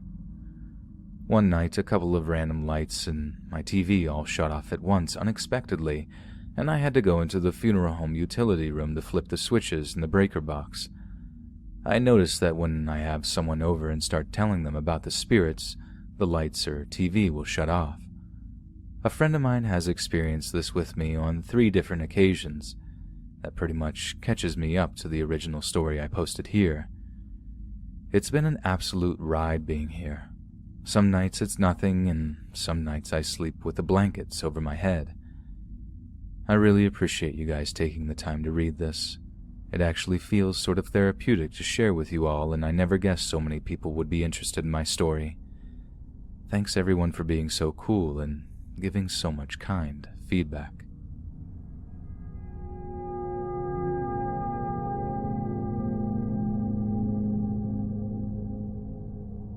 This happened when I was growing up. I lived on a piece of property next to a state park, in a house my step-grandfather had built. Prior to that, the land was undeveloped. I used to see things sometimes, but my mother would usually tell me it was my imagination and that I just needed to stop being such a wuss. Sometimes I wondered if I was really crazy.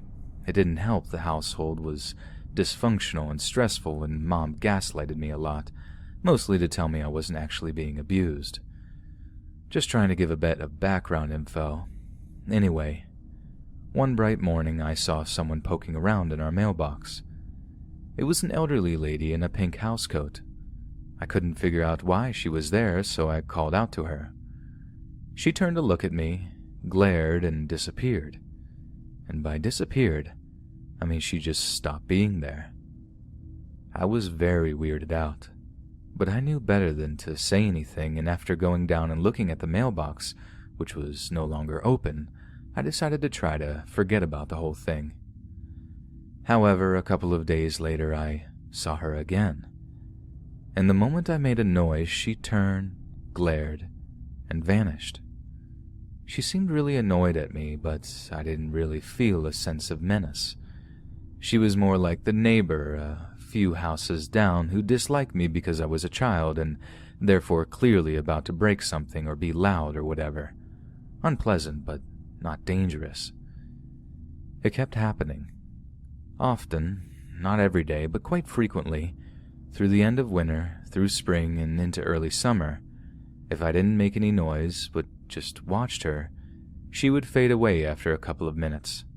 Not a Hollywood ghost fade. She was never translucent, but she would become less defined, start to look sort of smudgy, like a poorly printed picture, and then just not be there anymore. By late spring, I was feeling certain that she wasn't all in my head. So one day when I saw her, I slipped back into the house, got my mother, and asked her to come outside and look at the mailbox, but not to make any noise. I think she assumed I wanted her to see some interesting wildlife. I was in luck. The lady was still there. And my mother looked at the mailbox, looked startled, and called out, "Excuse me." As usual, housecoat lady turned, glared, and disappeared. Mom looked surprised and alarmed. I said, "I told you not to make any noise. She gets mad and disappears if you do." Mom looked at me, looked at the mailbox, looked at me. She looked scared and confused. "But you saw her, right?" I said. "And she was wearing a pink housecoat." I don't have time for this." And my mom turned around and walked back into the house and ignored me completely when I tried to bring it up later.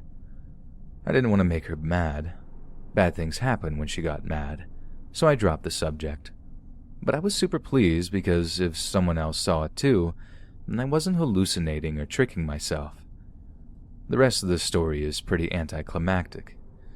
I kept seeing the old lady off and on, late morning to mid-afternoon regardless of weather. I saw her a couple of times that fall, but after that, never again. My aunt still lives in that house. No one who looked like Pink Housecoat Lady has ever lived there, and nobody had died on the premises. My aunt has since taken down the mailbox. I think she has a P.O. box now because she travels a lot. The only reason I'm sharing this now is because 2 days ago, my mom called me to tell me her gift had arrived, and on a wild impulse, I brought it up. Mom and I, well, we aren't close, but we're on speaking terms, and normally I will not discuss anything relating to my childhood with her, too much baggage. But I casually said, "Hey, do you remember that old lady by the mailbox? The one in the pink housecoat who wasn't actually there, and when I showed her to you, you wouldn't discuss it?" Mom didn't miss a beat. She replied, "Well, to be fair, the whole thing was pretty disconcerting." I was shocked. Usually Mom denies anything that even remotely paints her in a bad light, for starters, but I was also exhilarated because it was proof. At least as much proof as anyone can get under circumstances like these.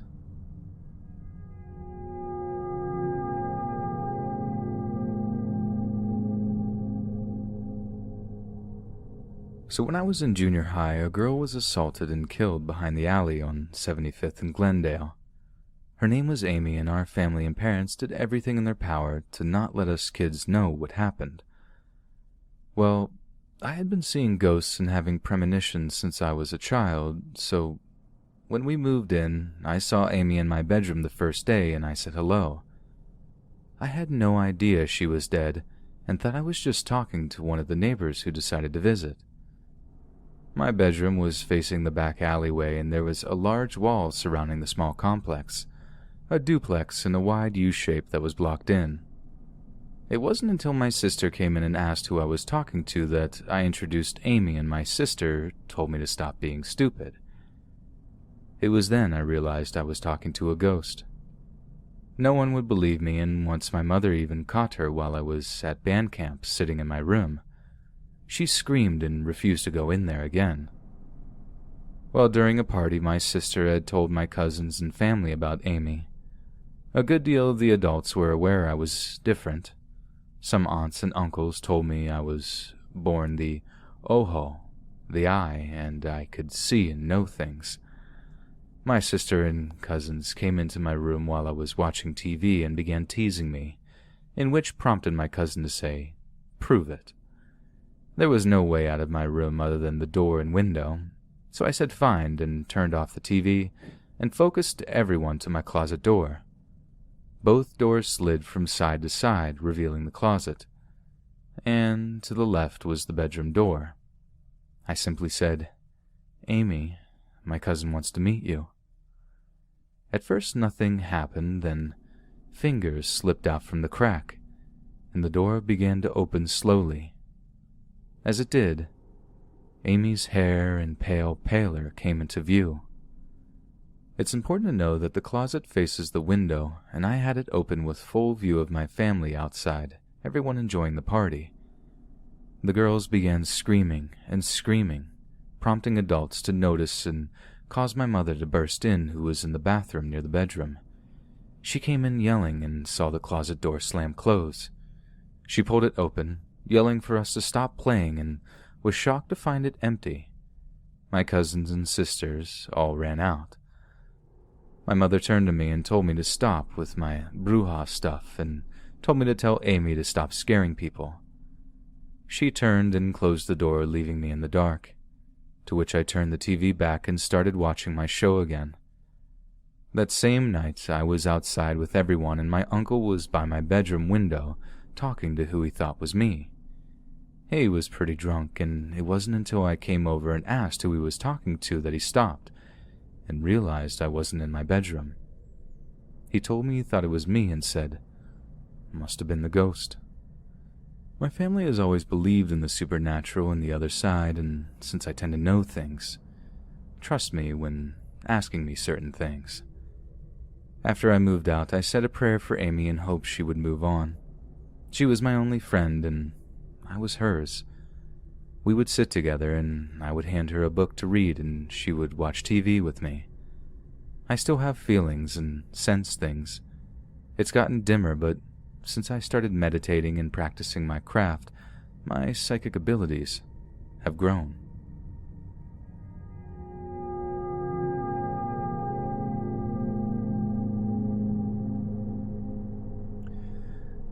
Newfoundland is an alien hotspot if the stories I hear are any indication. Almost everyone I know has some sort of story about when they lost huge chunks of time and were missing, usually for about a day, but it can go as high as a week. I've never heard any violent encounters, but a lot of "I was frozen and couldn't move for a bit due to a light from the sky" ones. It's a pretty good assumption that if aliens do exist, they stalk my family. My dad has stories about being frozen on beaches, being watched in his sleep, and a weird story about the stars changing configurations. My mom has stories about meeting aliens, and she has a few accounts of what they look like. I might tell these stories one day, but I really feel like this is a good introduction to the types of encounters my family has had. It all started when I was about 13. There's nothing overly remarkable about me other than being in a military family, and I was more precocious than most. At the time, I was living in my dad's hometown, maybe a solid kilometer up a hill. My house was a raised bungalow, meaning that all the first-floor windows were about 10 feet off the ground. My window faced the front yard and was probably the only one that didn't have some kind of bush in front of it. Basically, I had a good solid view of my outside. One night I remember being woken up fairly abruptly around 1 in the morning. Not unusual for a 13-year-old, so I thought, go get a drink, probably pee, and go back to bed. Except when I tried to move, I couldn't. Some people describe the feeling of an overbearing weight that prevents them from moving. This wasn't that. It was like my whole body was asleep, complete with a tingling feeling and an utter lack of ability to move. I wasn't sleeping in a weird position aside from maybe an extra blanket on the bed. I couldn't figure out a reason why this was happening. The only thing I could move was my head, as my neck felt asleep, but not enough to completely prevent movement like the rest of my body. So I flopped my head to one side, and that's when I saw it. In my window, roughly in the middle, was a disc-shaped object. It hovered maybe a foot away from the glass and didn't move. This is remarkable for anyone that's been to Newfoundland, where 40 kilometers per hour winds are the norm basically every day. The disc was maybe 3 feet in diameter and the better part of a foot tall. It let out this low-grade, almost LED-like hue. Reminds me of those horrible blue Christmas lights. The thing had 3 thick, prominent ridges on what I assumed to be the front of it, which was facing me. From the middle one came a red light, and the thing didn't have a lens. It kind of just emanated from this thing. It split into a wide, vertical pattern and was scanning my body. When I moved my head, the disc was beaming around my belly button area. As soon as my head flopped, with maybe a second or so delay, it moved the scanning laser to my eyes. For maybe 5 seconds I stared rather uncomfortably into this horrible red light, and it burned. I wanted to close my eyes desperately, as it felt not dissimilar to staring into the sun, but they wouldn't move. I tried to yell, as I recall, but I couldn't say anything. And much like staring into the sun, you see little else. After the 5 or so seconds, the light turned off, and I could just make out that the disc object flew off down the road towards the ocean. I was awake for maybe 10 or more seconds before I fell asleep. For full context, this all happened in about 20 seconds, give or take. I need to point out this happened in 2003 in rural Newfoundland. At that time, there were no such things as drones.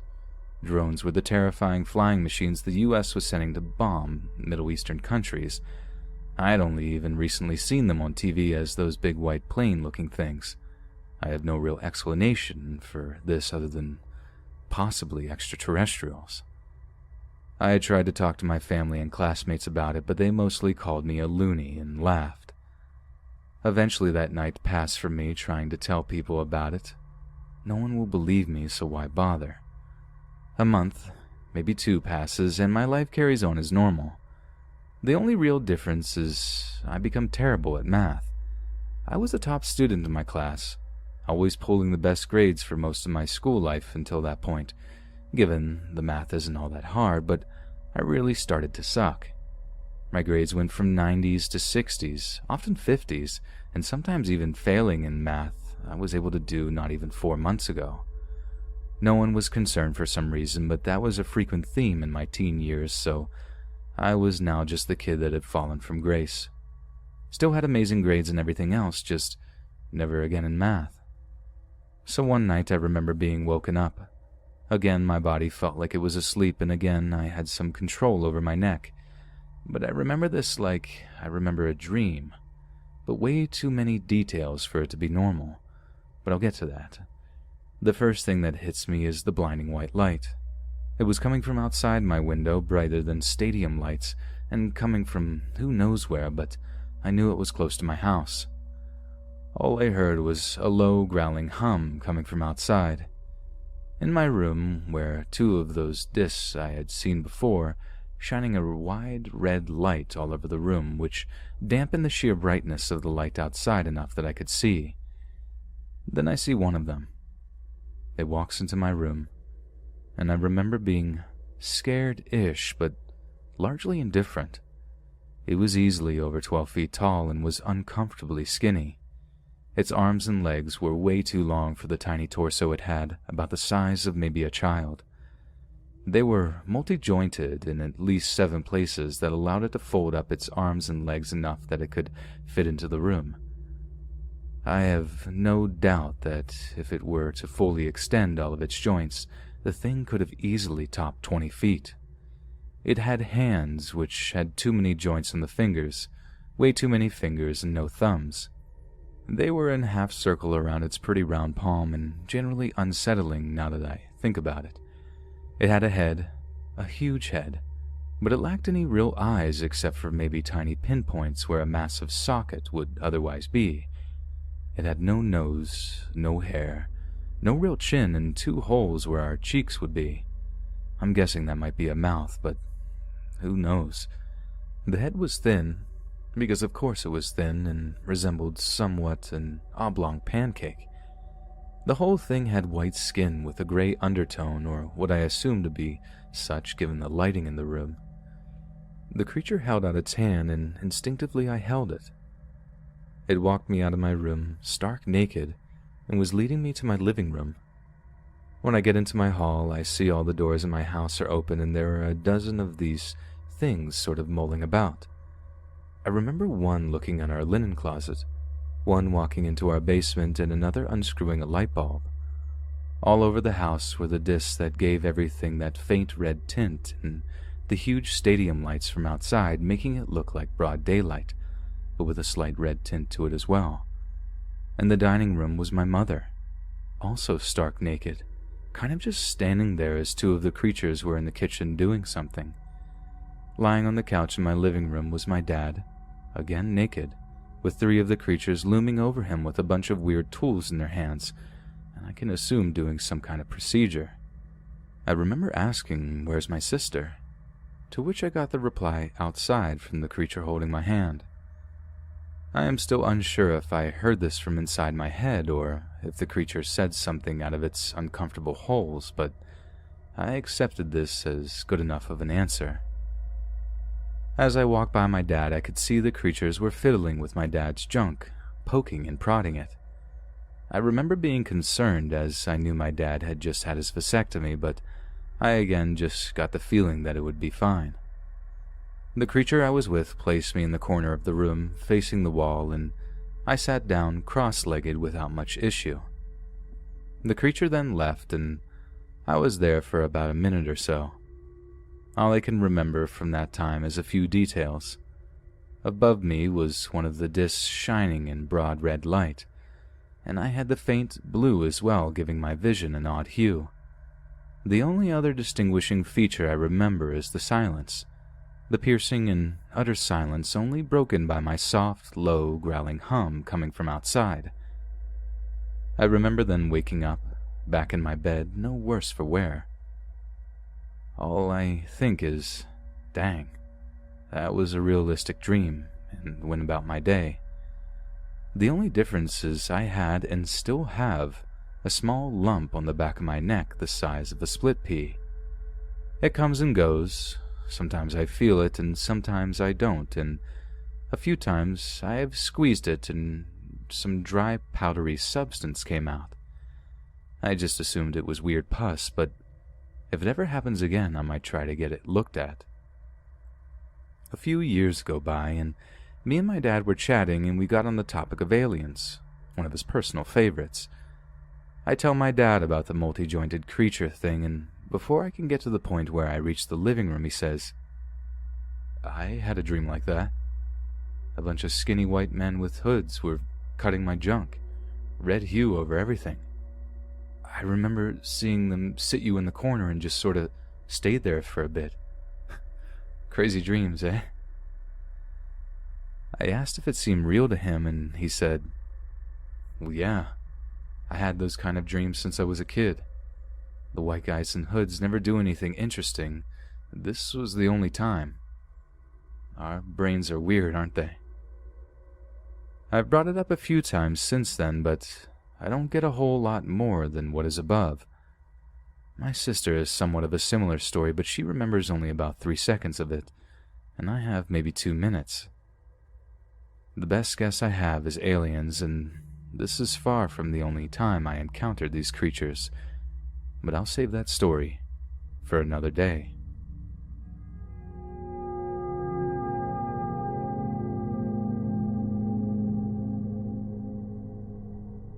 So I grew up next to let's just say, a very creepy 300 to 400 acre forested area in the middle of Tennessee, United States, for some location context.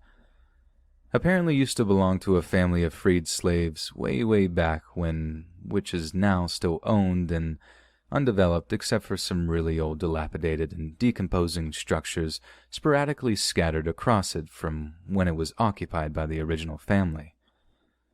My brother and I used to go hiking into the woods and found these places, but we stopped because, well, that part comes later. For some clarity, I mean an old farmhouse, smokehouse, and on the border of the property line in the wooded area behind my old house was a rickety old house. Think Little House on the Prairie or old Amish style, and you got the picture if you age it about 150 plus years. So my old house, which was on kind of an elevation with the backyard slopping to the wooded property line bordering said creepy 300-acre wood, the neighborhood I was in was basically bordering the forests along this property, with the backyards bordering the forest line that was demarcated by a solid line of underbrush and very mature trees. Now my first memory of this property, and this still creeps me out, so mind you, there are no roads, no inhabited houses, nothing built or done to this area because of a land division dispute and some will and deed problems with the family who owns the land and apparently has been that way for 150 plus years. Just forest.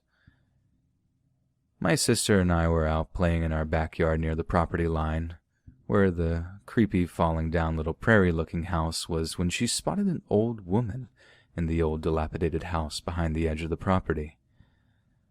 The front of the house was broken down, and you could see clearly into it, and had 2 stories, kind of like a cutaway from a dollhouse where you can take off the front and see all the rooms.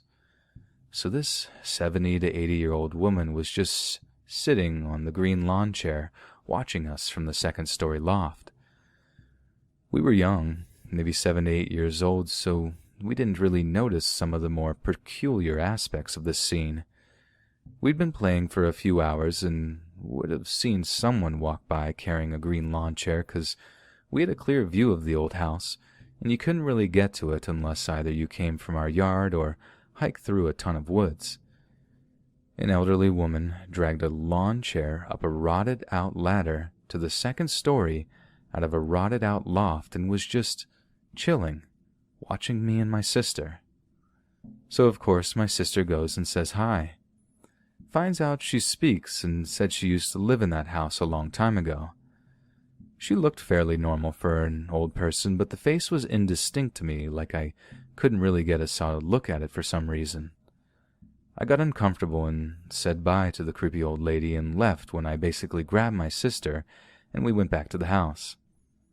Now this bothers me because no one has ever lived or been doing anything in this area of forest for over 150 years. No one could have or should have been living there. No records of it or anything. Also, I know for a fact that there are no roads or trails or anything going to that old house, even now, thanks to Google Earth. So how did this old woman just appear and disappear? 'Cause we were walking back to the house. I glanced back at the property line about 80 yards back to the old house, and the green chair was there, but no lady. Didn't pass us by. Didn't hear her climb down. Nothing. Clear line of sight, early afternoon, no overcast and well lit. Just gone. Did some research from when I had to sell stuff door to door for school. Couldn't find a similar person on my street or the next or even in the neighborhood. So yeah, this day I had no clue what happened there. Now my second memory, or the red eyes as I like to call this story.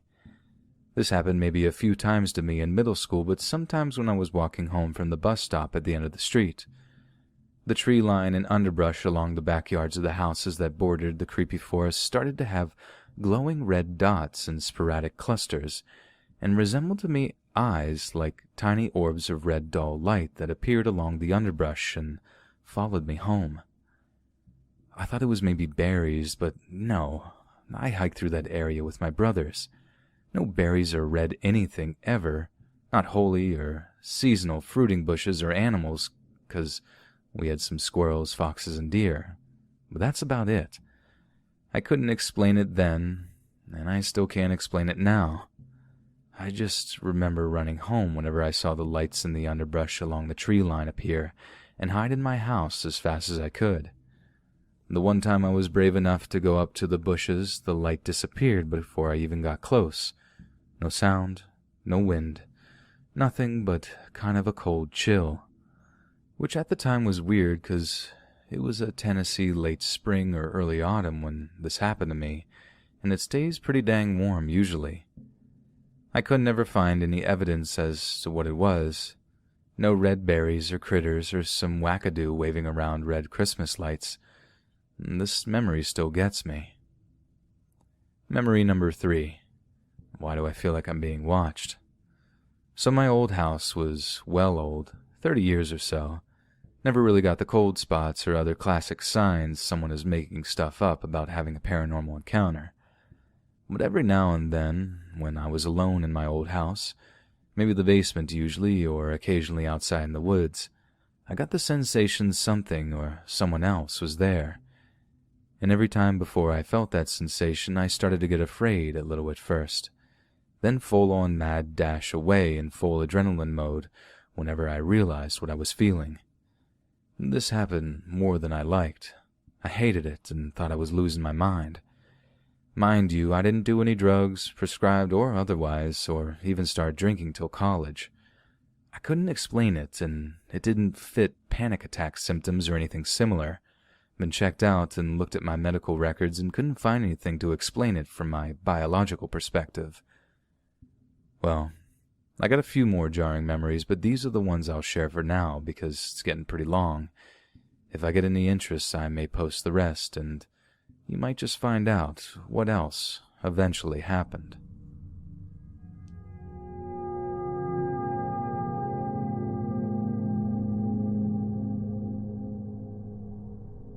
I lived in a house from when I was 3 to 10 where things happened that I just can't explain, although I was a child, so my memory could be foggy or filled with fantasy. Some background info. My mom was working weekend shifts in Norway, since they have better payment and less taxes, so she would go like 5 to 7 days at a time. We're Danish. So that night it was just me, my sister, and my dad. My sister would sleepwalk very much as a child, so it was not an uncommon occurrence to find her in all kinds of crazy places. One time she slept under the couch. Many times she would just be standing in corners in weird places. Nothing paranormal about it, just A sleeping child with marathon legs, as my mother used to say. I was a little coward when I was a child, and I was very afraid of the dark, but I wouldn't wake up and cry if I had nightmares. I would most likely scream, but my sister would cry, very silently, whenever she awoke on one of her sleepwalkings. Now my father is a manly man, and my friends used to be scared of him, and they called him the warlord. Now he is a conservative in the sense that he doesn't believe in anything he cannot see with his own two eyes. My mom is very much a believer and even believes she can speak to spirits and stuff, and believes there is more between the heaven and earth, but I am very much a skeptic even though I've had experiences. Again, I was a child, so my point of reference and testimony is not the best since I'm 100% sure I saw a little house gnome one time before sleeping. Normally it was always me, my sister, and our mom that spoke of weird things that had happened, but a few years after we moved, my dad told us his story. So we woke up one night and could hear someone crying. Naturally, when hearing this, he went looking for her as he thought my sister probably sleepwalked somewhere and got scared when she awoke. This happened in periods almost every night. And as he went down from the first floor, he realized it came from the basement. The only way down to this basement was down a really steep staircase, and keep in mind this was the middle of the night. Believing my sister somehow managed to get down there, he of course went looking for her. Again, they have found her in weird places, so this wouldn't be unbelievable. He says that the crying stopped the moment he came down there, and he felt like he was being watched. And there was this black figure over near the wall, close to one of the doors for the rooms. He said as he tried to get closer, he felt uneasy. And then the door close to where he saw the black figure slammed open, and he says he heard a scream unlike any he had ever heard before. I actually remember being awoken that night and him taking us to a hostel, but never saying why. I was a child, but remember this very clearly. When he tells this story, he will always end it with, "And that was the only time I ever ran from something in pure terror." Turns out that my sister was sleeping in my room, but in his sleepy days, my dad forgot. Her sleeping in my room actually became my parents' secret weapon against the sleepwalks, since I would wake up every time she started to sleepwalk, because I was a very light sleeper and I would call for my parents. I have no idea about what happened in that basement, but I have never seen him as scared as that night, and even though this is almost 18 to 20 years ago, he would still look upset when telling it, like it shook him to the core.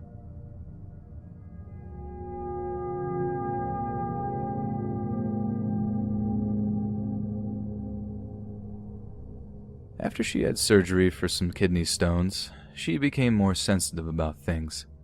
Exactly after the surgery, while she was still in the hospital, we both met in our dreams. She's seen me in her dream, and I've seen her in my similar dreams in the same night. There's a lot to say about that too, so I'll keep it short here. About half a year later, she kept mentioning about little ugly people coming out of this particular flower pot in her apartment.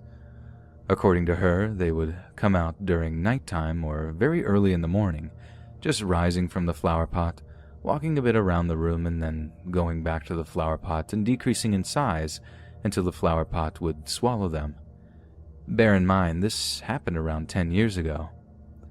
She told the entire family, and even though me and my mum are believers of the paranormal, we thought it might be the age that's speaking in this case. Maybe she was hallucinating. Maybe it was sleep paralysis. But no, she kept insisting and insisting that she sees them every night. Then she kept giving us details. We kept suggesting that she might be dreaming. She would respond that she would get up and turn on the lights every time. They seemed to wake her up almost every night. And some nights she would go to my grandpa in his bedroom. They were sleeping separately because they enjoyed the solitude and comfort, and she would wake him up and say, "They're back." By the time Grandpa would come into her room, nothing was there. One night she called me and my mum to say that they've woken her up again. These are the details that she gave. They were small but quite ugly. She even named them the little ugly people, maximum 1 meter in height. They were weirdly dressed. Later on, after she described them better, I came to the conclusion that the fashion style would be around the 1800s. They also had hats. They were both male and female, and it was only one of them coming out per night, never more of them, even though I do refer to them as plural. It seemed that they were struggling a bit to come out of the flower pot. She tried to communicate with them every time, but with no success. They never hurt her. They weren't doing anything to the objects in the room. They walked around the room, sometimes going to a different flower pot and disappearing there. There were times when she lost it and started screaming at them and telling them to leave and to leave her alone. One time she said she woke up, looked around, and there was this tiny creature staring at her. Most of the time they were all staring at her.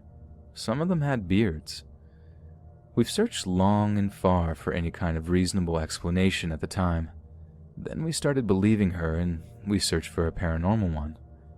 I posted on the paranormal forum many years ago, and the answer that I received was that they were gnomes visiting and that my grandma should interact with them, as they might get aggressive and dangerous. They suggested to put rocks in a circle around the flower pot, and we did. I don't recall any other suggestion, but I will ask my mom, and I will edit the post if necessary. This went on and on for more than a year. After about 6 months of quiet, after we put the stones, it must have worked, I suppose, she started to forget things. Soon after, she was diagnosed with Alzheimer's, which she battled bravely for another 2 to 3 years. She is no longer with us, and I miss her. And sometimes I do dream about her.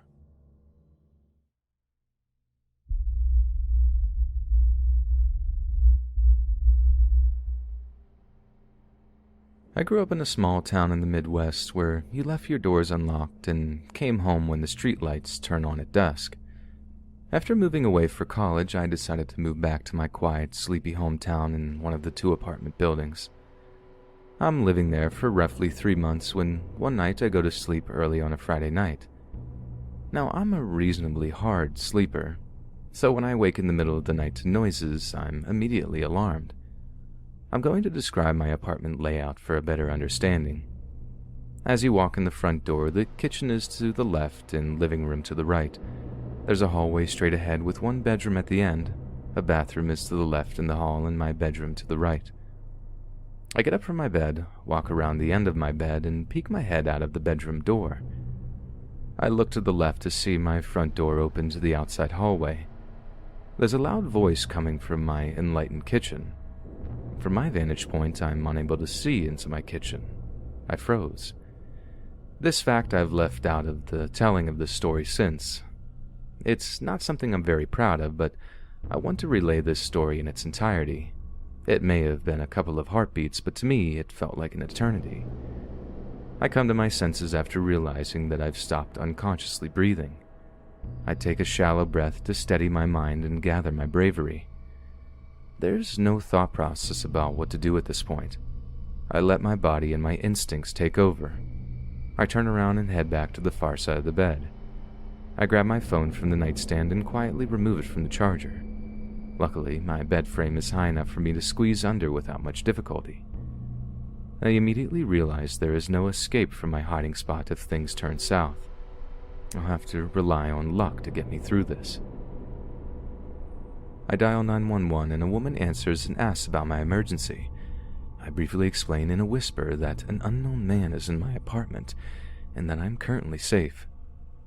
I lay there, listening to the chaos in my home, reassured by the presence of my cat Marcy laying under the bed with me.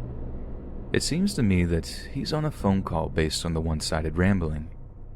I tell the operator this fact and explain my fear that he's going to bring other people into my home. He was making enough sound to allow me to give a play-by-play on the call. He starts screaming about killing someone. I'm unsure at this point whether he's talking to the person on the phone or if he knows I'm there. The voice is unfamiliar, but this does little to ease my terror.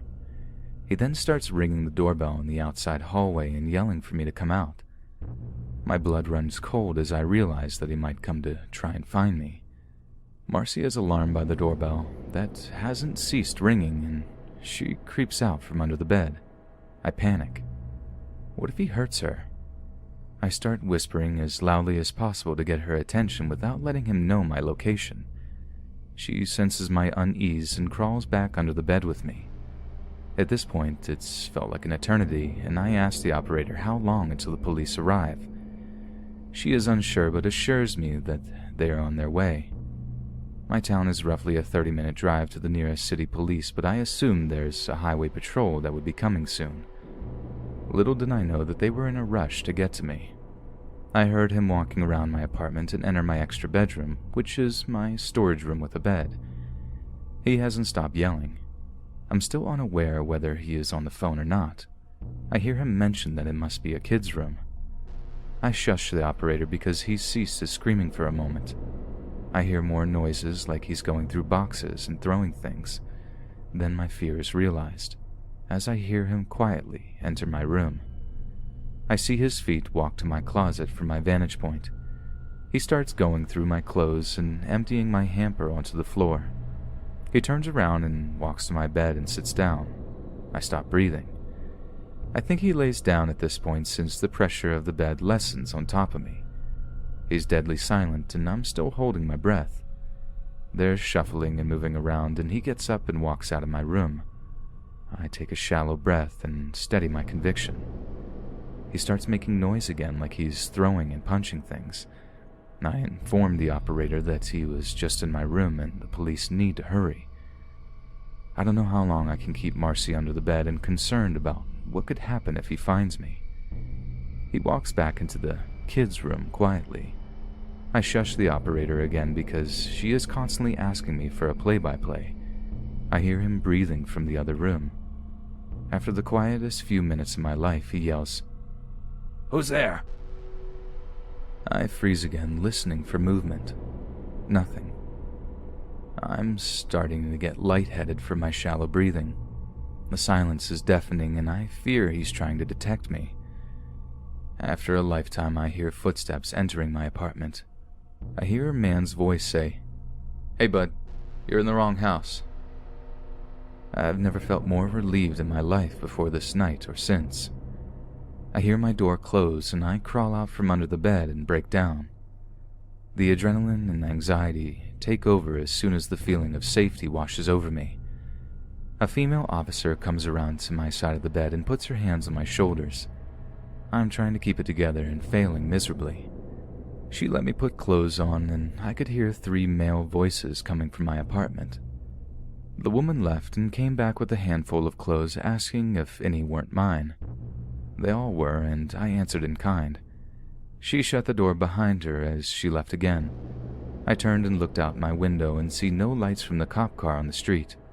I look at my phone and realize the call to 911 took 19 minutes. I can't explain the feeling I had at this time since many hit me all at once. The door opened and the officer motioned to have me exit. Taking a first look at my home was almost as anxious as the event itself. My apartment was a complete mess. Clothes were everywhere, mixed with garbage and other belongings from my shelves and counters. This man had removed items that he had intended on taking and placed them in the outside hallway. They tell me that they had found him on the floor in the second room completely naked, holding a bottle of lotion. In his vicinity, there was a winter hat with an unknown substance inside. The officer was kind enough to throw that in a garbage bag immediately. They tell me to look and see if any of the clothes in the apartment do not belong to me. I tell them no. This man entered my home completely naked, destroyed my home.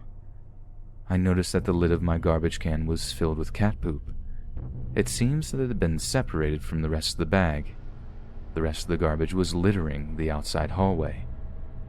They asked me if I would like to stay here or go elsewhere. Thankfully, my parents lived down the street, and I had an officer drive me there. I explained to my parents what had just happened, and in the next few days, I have to explain this situation to what felt like half the town. The ridiculousness of this story catches people's attention and becomes a slight joke. I play along, attempting to be lighthearted, but I'm unable to disassociate from the horror I faced. Now I should feel better knowing that he is in custody, but the events after the break-in do little to comfort me. An officer shows up with a subpoena to appear in court to testify, but I receive a call for a postponement. I just wanted this to be behind me. After a month, I call the phone number on the paper I received and ask when they are rescheduling for us since I hadn't heard anything. The woman informs me that they mailed another and I had not shown up. I asked, "Where was it sent, since I have not received any summons?" She tells me they sent it to my address, but the wrong town. How can they not know where I live? The crime happened there. She tells me that he pled guilty and was given 180 days. I was furious. This man would get out in a short 8 weeks for attempting to steal and entering my home. She reassured me that he also received another 180 for a previous bench warrant he had. What justice is there that someone with priors gets a short 3 months for traumatizing a stranger? After his release, I kept track of his location using the offender registry. He had had relations with a child years prior. Makes his statements about the kids' room even more unsettling. He was arrested, yet again, for a 4th DUI shortly after his release and sentenced to 5 years with 2 suspended. I was happy for a while. My nightmares hadn't ended, but the tension I felt during my waking hours lessened. It has been 2 years since this happened, and I've since moved 3 times. I don't know if I'll ever be content and happy anywhere, but I'm hoping that this is not the case. He was released 6 months after his conviction for some reason or another on parole. He immediately disappeared and fled from his parole officer and offender registry. I'm currently planning a cross-country move to try to rest my mind. I'm hoping to someday grow out of the nightmares. And to the naked man, I hope to never meet you again.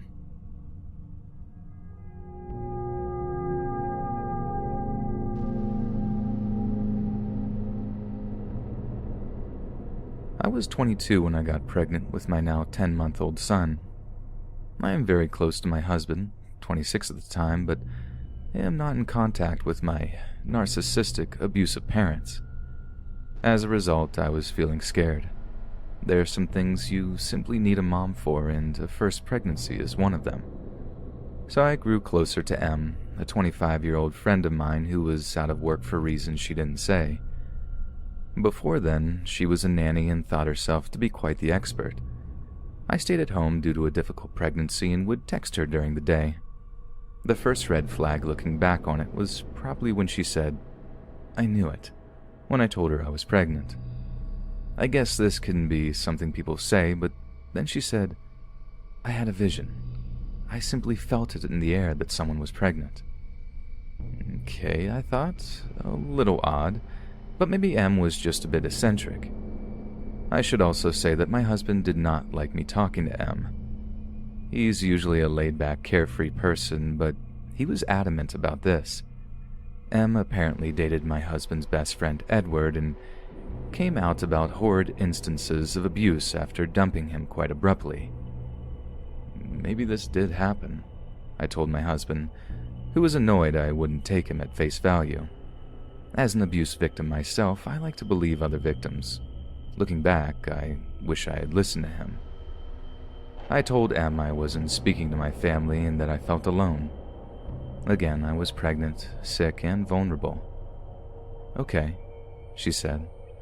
"Thanks for telling me. You know, family isn't always blood. I can be family for you. I can be there for you. I can throw you a baby shower and help you out. Hey, I even have experience as a doula, so I can help you along the way." Even though it was not that long ago, I was really naive. I also was really lonely without a mom, so I agreed. Soon, Em began showering me with gifts. Crackers I could eat, ginger candies for the nausea, religious baby CDs, stretch mark cream. Some of this seemed a bit too personal for me at the time, but I figured, hey, it's the thought that counts. First trimester was bad, and my OB wasn't taking me seriously. When I told them I was extremely nauseous and couldn't get out of bed, they told me they couldn't prescribe me anything. They told me I would have to go to my primary care doctor for medicine, and I guess I was so exhausted I didn't feel like jumping through many hoops. I will do this definitely during my second pregnancy. I'll do a lot of things differently. That's okay, Em said. In my training, I have learned that there are some drugs that are awaiting FDA approval, but they help nausea like this and work for my previous patient. She gave me these doTERRA pills. I looked it up and found that they were most likely snake oil and a part of what I now realize is a pyramid scheme. Em vouched for them though and said that they were a more holistic approach. And man, my nausea was bad. So the following morning I took them and immediately and violently threw up. I told her and she said, "Keep forcing them in your body until it takes, okay?" I called my husband about this, who was pretty angry. Em had come over while he was at work and he wasn't entirely aware all this was going on. To his credit, he was going through a lot of stress on his own end with a baby on the way. So I texted Em and asked her to tell me more about her formal doula training.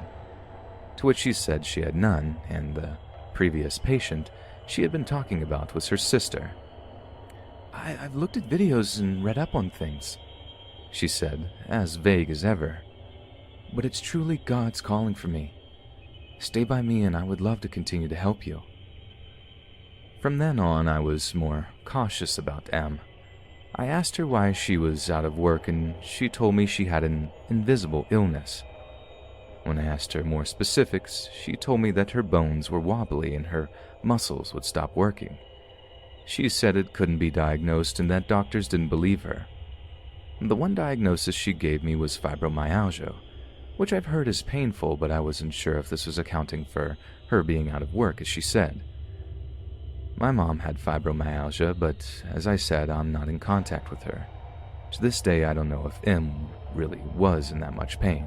Who am I to say? My point is, though, it felt off.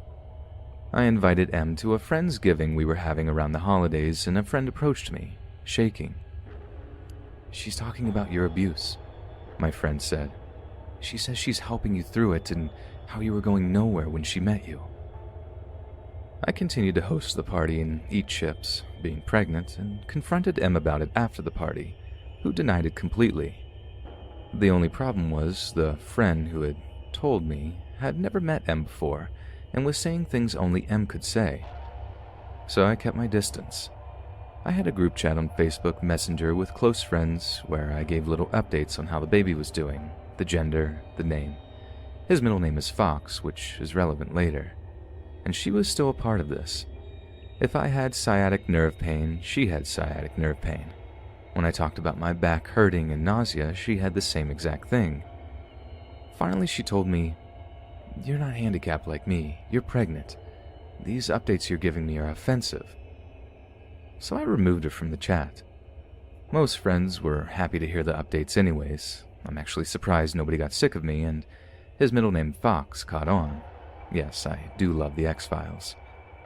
People started talking about the name and would comment on my statuses with things like, "So excited to see the little fox." Yes, I know it's a little extra. It was my first pregnancy. Em backed off a little bit and apparently, as she briefly mentioned, was in a mental hospital for some time. I didn't know if this was true. I didn't know if anything was true about her at this point. Time passed and in mid-spring she came by again. I had time to cool off and was well into the second trimester, feeling a bit better. She brought by beautiful baby clothes, which I was thrilled about initially, and snacks. Upon looking at the clothes, I saw most of them had lions on them. "How sweet," I said. "Yeah," Em said, "for your little lion pup." I laughed at this, but got a sinking feeling as I opened a card from her that read, "For the little lion," capitalized like Fox in his name. At this time, I was beginning to feel a little strange. My husband actually got home around the time she was there and, being his chill self, tried to play it off. She was openly hostile and said things like, "Good luck using cloth diapers. You all will learn how to parent right eventually. You obviously haven't been parents before." Her husband came by to pick her up and swooped me into a big hug. This surprised me as Em initially told me her husband had autism didn't like to touch people or be around them, and didn't like me. He took her home, and my husband and I decided together that that was enough for Em. She was still invited to my baby shower in June. Time passed as it does, and I grew bigger. I was on bed rest, monitoring my contractions and using crutches for sciatic nerve pain. My baby shower was sort of my last hurrah before giving birth. The night before, I got a text from Em. "How could you?" she says. "What?" I say. After a bit of prompting, she says, "You gotta pack and play." I had posted some of my nursery things on Facebook. You can even see me asking Reddit about bassinets, deciding on a pack and play here. "Yeah?" I asked. "You got a pack and play when I got you a bassinet as a gift." Let me just say that a bassinet was not on my registry, but a pack and play was. My grandmother had given me money for one, as she couldn't come to the shower. I'm actually going back to my old Reddit post to see exactly what Em said. And it was this. "I'm mad you got yourself a pack and play. I got you a bassinet as your gift. A pack and play makes no sense. You don't understand, and you didn't take my advice. You screwed yourself over and am confused by your decisions. How could you get a pack and play before your shower? They don't even work as a bed. They work as a playpen, and infants use those. You're wrong if you think infants don't play. Why are you doing this? I tried discussing safe sleep with you and feel personally negative about what you did. I'm so anxious." For some reason, I took her at face value and answered her as calmly as possible. She continued to say that my idea was poorly researched and simply a bad product. A bad product was what got me. I was about to have a baby, and I was putting a lot of work into already being the best mom I could be. I was also monitoring my stress because, again, highly pregnant. I snapped and said, "Honestly, I'm the mom. I'm making the decisions. If you can't accept that, I'm sorry." Then she says it, the thing she must have been thinking for some time. "Just because you're the mom doesn't mean all the decisions are yours." "Actually," I said, "it does." I'm shaking. She then begins to send me nonsensical text messages, and eventually I stop following. My phone blows up for the rest of the night, and I turn it off. She did come to the shower, but close friends had heard about the situation, and she was treated like a pariah. She gave me the bassinet, decorated entirely with lions, as well as a musty box full of old clothes and her hair bands. One onesie read, "Loved by dead grandfather in heaven." Still kinda confused about that one. It's the last I see of her, and I would like to say the last I heard of her, but it's not. This past year, she texted me and told me she was getting a divorce, and just to be there for her out of solidarity. Apparently, she was devastated. However, she saw said ex-husband at a mutual friend's party, and he told everyone that while he was leaving her, her verbal abuse got too much to bear, so he ended it. He also said that she was having delusions and was hostile about things that didn't even happen. We asked him with caution if he was autistic, and he said no. He even went to 3 doctors to get himself checked out due to her accusations, and all 3 said he was not. We have since gotten closer to my husband's friend Edward, as well as his wife and child. When we told him all of this, he said, "Yeah, I don't go on about it, but I in fact did pick her up from a mental hospital once. She's bipolar and schizophrenic. But I can't even be sure about that." Now, in light of making this post, I looked at her Facebook. Another one of her friends is pregnant, and I saw her post. "I love my friend's children like they were my own." So, to the pregnant friend, God help you, and don't take those doTERRA pills.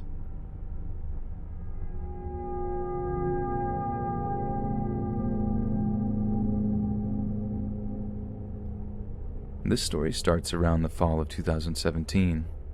I was walking back to work from lunch when I passed this girl and noticed she got up and started walking behind me. She took a different route and didn't follow me. Now, a few days later, it happened again, but this time she was following me. I assumed she wasn't following me at the time because where my office building is situated, you have to go up a set of stairs and pass a few other buildings, and she did not follow me to my building. After a while, I noticed we took the same train home. A lot of the times she would be watching me. When we made eye contact, she'd look away. Then she'd continue looking when she thought I wasn't looking. There's a Whole Foods across from my office. I went there for lunch a couple of times during the week. I started seeing the girl sitting in the window for lunch, and she would almost always get up as soon as I left and walk the same way I did. Around this time, I began seeing her more frequently. During lunchtime or when I got to the metro, she was almost always there. After a couple of months of this, I started noticing that she would get off at the same station as me sometimes. Sometimes she would walk the same way as me. Once I got to my place, I live in a condo with my brother, she would always pass by but never follow me up to the entrance. During this time, I started receiving phone calls at work from random phone numbers that, at the time, I assumed were spam. There would either be silence on the end or the person would hang up immediately. I also started receiving fake Facebook requests from people I already knew or were already on my friends list. December of 2017 comes. By this time, I'm not going to Whole Foods as often. If she gets off at the same station as me, I go into a restaurant or go shopping for groceries before I go home. Around this time, an old friend I went to high school with contacts me kind of out of the blue. She said she wanted to follow me on Instagram. We text a couple of times, and I accept her follow request. She contacts me again about a month later from a different number, but this time she's texting me frequently. I'm talking about every day or every other day. I'm not one to be mean or show when I'm annoyed too often, but after months of this, when she asks me if she's texting me too frequently, I don't hesitate to tell her that she could lay off a bit. She stops for a week or so, then starts texting frequently again. This whole ordeal should have sent red flags up for several reasons. During this time, she would ask me so many random questions like, what would you do when you're trying to get to know someone? She would ask for selfies, which I declined because I don't like taking pictures of myself, and I would tell her there are plenty of pictures of me on Facebook. She would ask what I'm doing on the weekends and the names of my friends on occasion, which I wouldn't tell her because I thought it was weird that she wanted to know my friends' names. I only sent her a couple of videos of fun things I do, but that's it. August 2018 rolls around. I'm still seeing Creepy Girl everywhere during the week. I get pulled into my boss's office. He says that a few coworkers received fake screenshots from Facebook of me talking badly about them.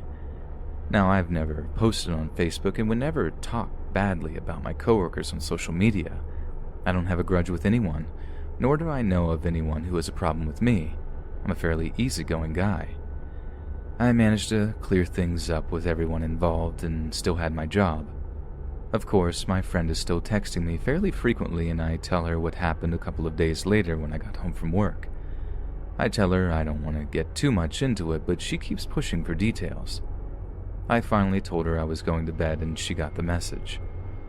The more I thought about the time she texted me, the more uneasy I got. Some things that she did just didn't make sense, especially from the way I remembered her. We had kept in touch over the years, just not as frequently, and we hadn't touched base for a while before I heard from her in December. A couple of weeks later, I decided to reach out to my friend on Instagram, but the Instagram she last messaged me through wasn't there. However, there was still an Instagram for her that I followed, and that follows me back.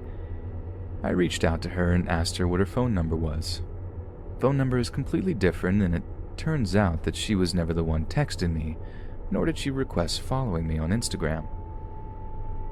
I tracked the number, and it turns out to be from one of those fake phone number apps. I request to be blocked from the service, and I never heard from my friend again. After talking about it with my brother and a couple of friends, I'm almost 100% certain it was the girl that's been following me.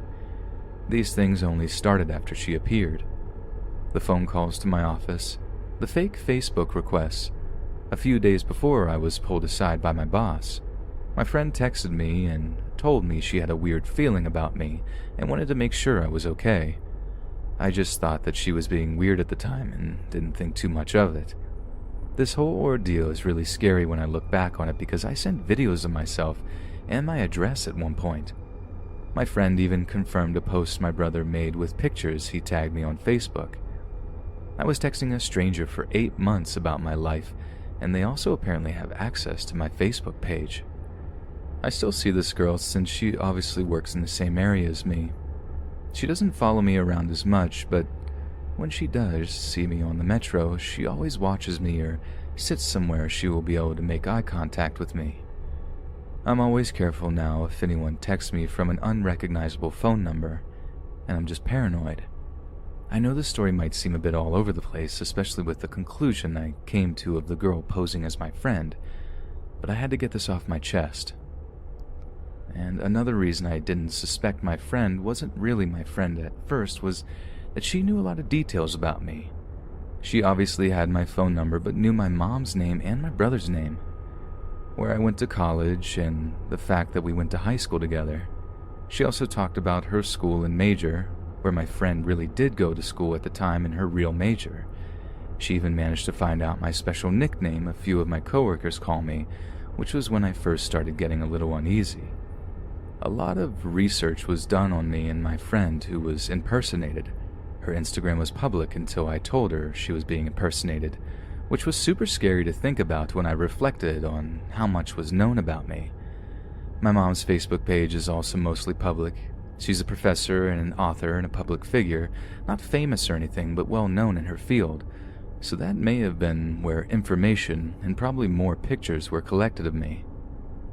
Thank you for the many suggestions. I will take them into consideration. I've seen a few people ask whether or not she's hot. The first time I saw her, I thought she was attractive. When I realized she was following me, all of her attractiveness flew out the window, as it should. The reason I haven't been to the police and am still hesitating is because I'm not sure if I can prove it. And I know that most of the time the police don't even take stalking cases as seriously as they should.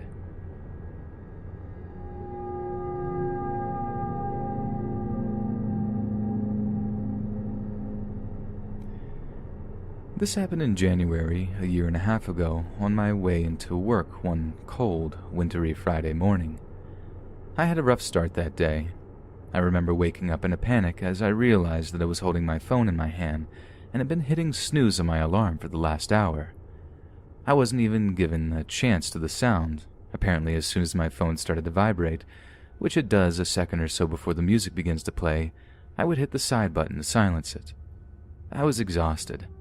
I had already worked Monday through Thursday, 10-hour days that typically turn into 12s at that time of the year, and I had just found out that I was pregnant the week prior. So I was even more tired than normal, and this type of behavior was very unlike me. I'm always on time to work. I don't usually work on Fridays, but once a year we have our annual mandatory training for all staff members. It's definitely not a day that can be missed or one to be extremely late to. So I quickly throw on some clothes, tie my hair up into a ponytail, and brush my teeth. Then out the door I went. I had 25 minutes until I had to be there, so I didn't even let my car warm up. As I pulled out of my driveway, I remember thinking to myself that my dad would kill me if he knew. He's a mechanic, and that was something he always preached the importance of. I finally get out of the neighborhood, hit the highway, and notice that my gas light is on. Another annoyance that would cut into my time, but I decided that I would stop once I got off on the exit as I had a few minutes to spare, so I did. I pull my car up to the pump and turn it off, hop out into the freezing cold to get the gas started and quickly jump back in. There's a guy, about my father's age, pumping gas into his white work truck right in front of me, but I don't really pay him much mind. Those trucks were everywhere near my workplace at that time, as it's near the river where all the bridge construction had been going on. I'm texting my friend from work, letting her know where I am, when I get that feeling someone is looking at me. I look up and make eye contact with the work truck guy. He quickly looks away just as I hear the gas click off. I get back out to finish, and I don't think anything else about it, then hop back in, ready to get to work. At this point, I probably had about 5 minutes left, which would have been plenty considering the proximity. I press the start button. Click, click, click. Uh-oh, I thought as I did it again, only to hear the same sound. What do you know? My car won't start. Battery's dead, and for the second time that morning I thought of my dad and his advice. If I would have just let it warm up, I wouldn't be having this problem right now. I try for a third time, hoping it's the charm, but it's no use. The guy in the work truck notices at this point. He starts to make his way towards me, so I step out of the car. He asks me if I'm having car trouble, and I tell him I think my battery's dead. He tells me that he can help me, but that he doesn't have jumper cables in this particular truck. He does, however, only work right down the road. He's on one of the bridge crews, just as I assumed, and has a set there. He says he will run to get them and come right back. I tell him that he doesn't have to do that, but he says he doesn't mind at all. I think about it for a second. My husband's at home already asleep at this point. He works third shift, and I don't want to wake him up if there's no need, and my dad's already at his job. I remember thinking that he probably has a kid my age somewhere, one who would hope someone would help in this type of situation one day. That he's probably just a father trying to help, so I say okay and thanked him for his help. He said no problem and that he'd be back in a couple of minutes and left to get jumper cables. I usually have a set in my car, but had loaned them to my brother the week before and he hadn't returned them yet. As I'm waiting, I called my boss to let her know what was going on and that I would be in as soon as possible. She offers to send someone out there for help, but I tell her about the work truck guy and that I'll call her back if that doesn't work. By the time I hang up, he's back with the cables and we get my car started back up again. We let it run for a few minutes and make small talk. That's of little importance, like typical strangers do when they're trying to fill the silence. It's during this time that he asks me if I'm a nurse. Immediately, I'm alarmed because I'm not wearing any scrubs. I think he can see the shock on my face because he quickly said that he noticed my license plate when he was pulling back in. I laughed in relief and slight embarrassment as I remember that my license plate is in fact one of the state-issued nursing ones and reply that yes, I am a nurse and that I'm actually running late for work. He asks if I work at the hospital up the road, to which I reply that no, I do not. Now he's the one that looks confused because where else would a nurse work, right? I don't want to give too much away.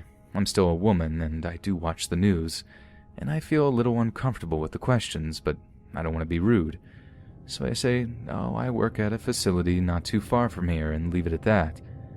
I mentioned again how I'm running late and he unhooks the jumper cables. I thank him again and we both get in our vehicles and drive away. I let him pull out first and then I proceed to take a roundabout way to work, just in case he was watching. I felt kind of silly, but you never know, right? I finally get to work and I jump straight into the training.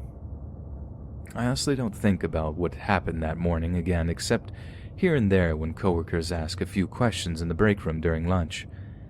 The long day finally comes to an end and we all head out. As I'm walking towards my car, I see a piece of paper shoved down into the driver's side window. I stand there and look at it for a second, thinking of the guy from that morning, and then glance around the parking lot. I don't see anything unusual and remind myself that he didn't know where I worked. I laugh for being so paranoid because it's probably a note from my best friend who actually does work at the hospital a few blocks over.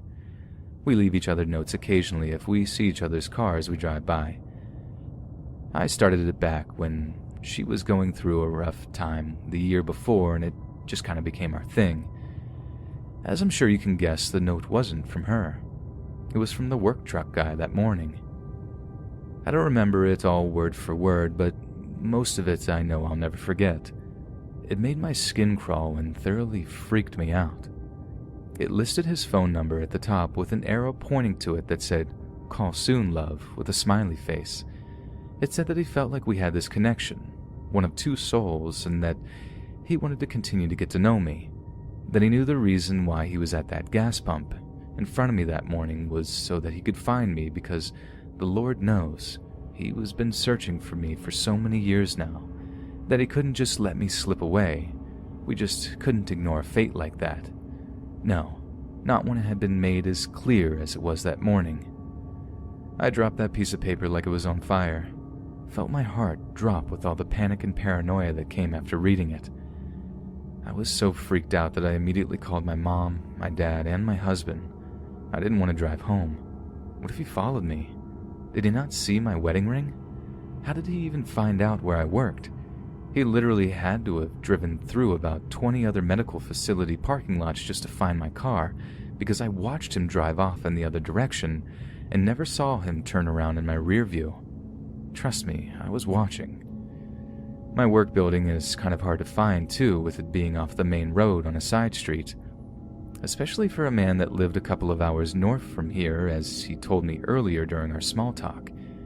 He wouldn't have been familiar with the surrounding area enough just to come upon my car like that. I didn't walk in or out of work by myself for months after that, not until well after the bridge was finished. It's already a nightmare when I arrive to work and for part of the year when I leave, so there was no way I was going to walk across that dark parking lot by myself. I've never seen him again, but that hasn't stopped me from feeling like someone is watching me at random times. That type of paranoia just kind of sticks with you. If only I had just listened to my dad's advice and let my car warm up, but that's a mistake I have not and will not ever make again.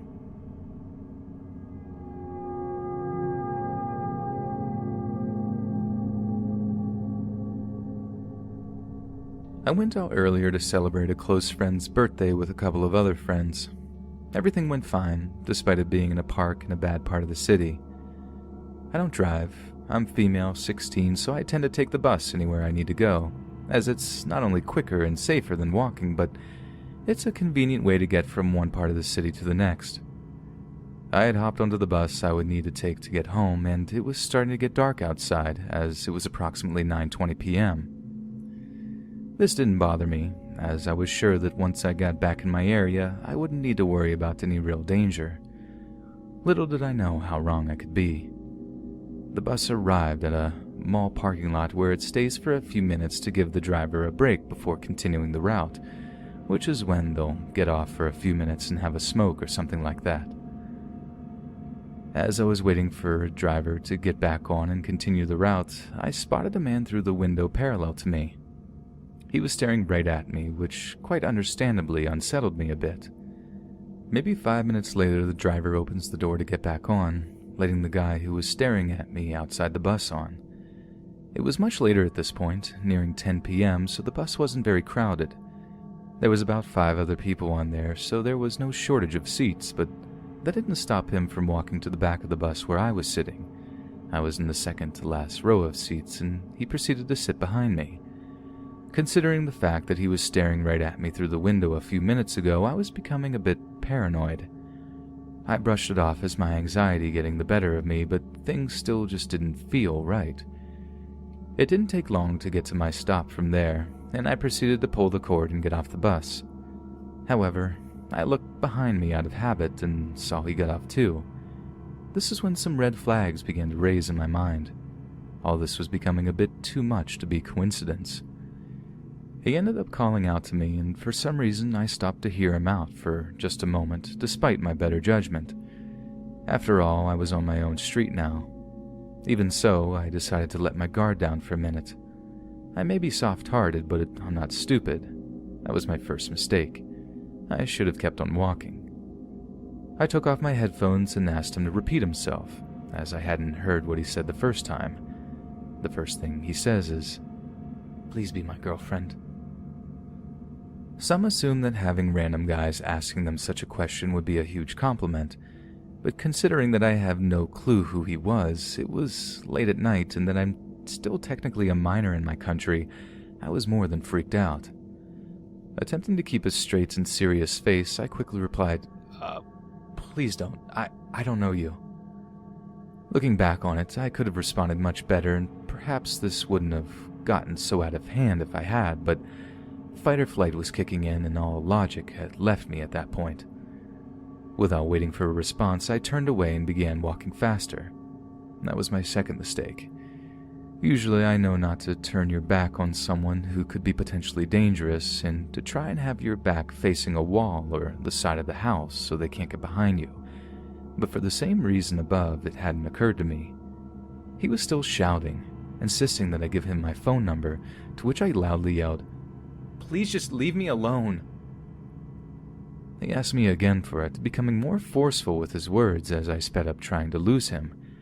His insistence was making me nervous as he was becoming more persistent. "Oh, wait, phone number! I want your phone number! Give me your phone number!" Was the sentence I kept hearing as he followed me, every time telling him no and to leave me alone. I've had enough sense left in my head to turn around and take in as many identifying details as I could in the case that things went badly.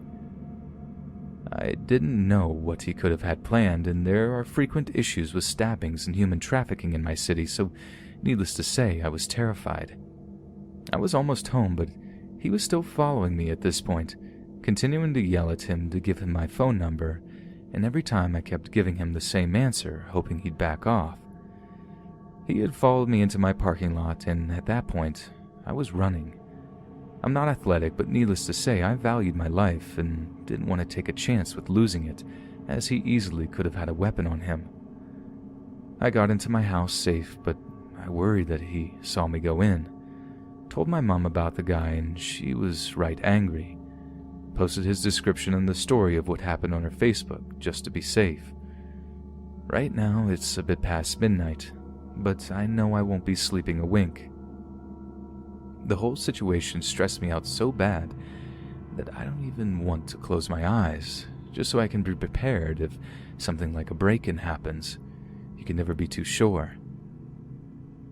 I've been talking with a close friend of mine who has helped calm me down immensely after the whole stalking incident, and I can't be more grateful. I still can't help but wonder what his intentions were.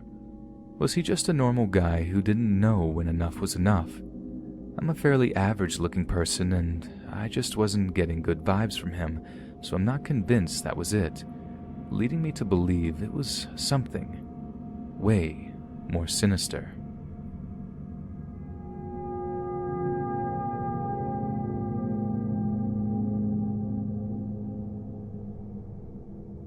My friend, I'll call him Zach, was feeling pretty down for a few days. This was odd behavior for him, as Zach was usually very upbeat, laid back, and happy-go-lucky. I also work with Zach, so we'd see each other very often. I finally found out Zach was shook up by learning that one of his friends, I'd never met her, but she was a longtime friend of Zach's, was found murdered in her garage. This was some pretty dark stuff that I won't go into detail about, but after some more talks I decided we'd have another friend, I'll call him Host, throw a house party. Host loved hosting parties, but also felt weird just hosting them for no reason. He'd regularly ask about birthdays, accomplishments, and other such life events, searching for a reason to throw a party. I explained what was going on to Host and that Zach hadn't been doing anything but going to work, then drinking himself to sleep when he was off. It was starting to take a visible toll on Zach, and Host agreed that he'd throw a party under some other guys so we could try to get Zach out of the house to be out with some friends.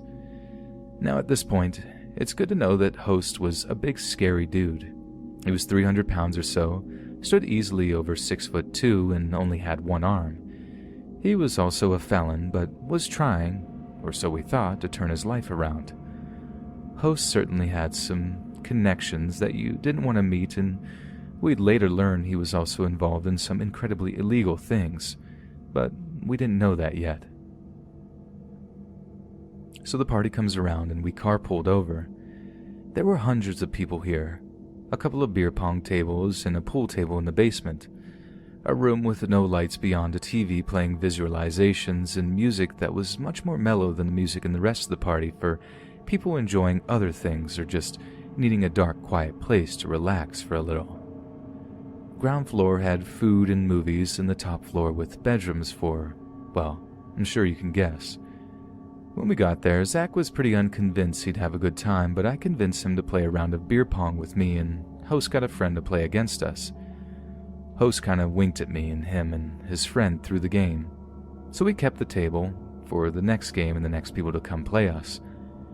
The next team were two close friends of ours, and I don't think they threw the game like Host did, but Zach and I won. One of them comes up later, in a minor role, but I'll name him Tyler. Up came the next team.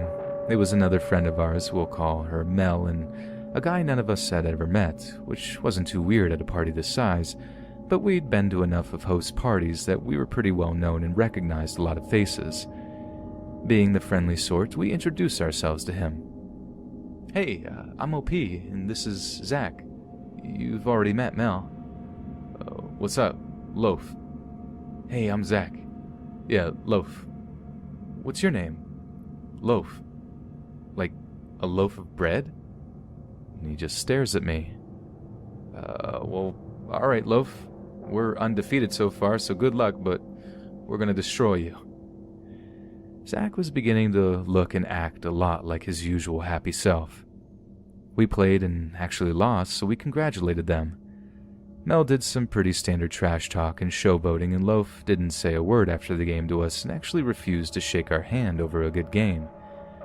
I was starting to get weird vibes from him, so I tapped Zach to come outside for a cigarette with me.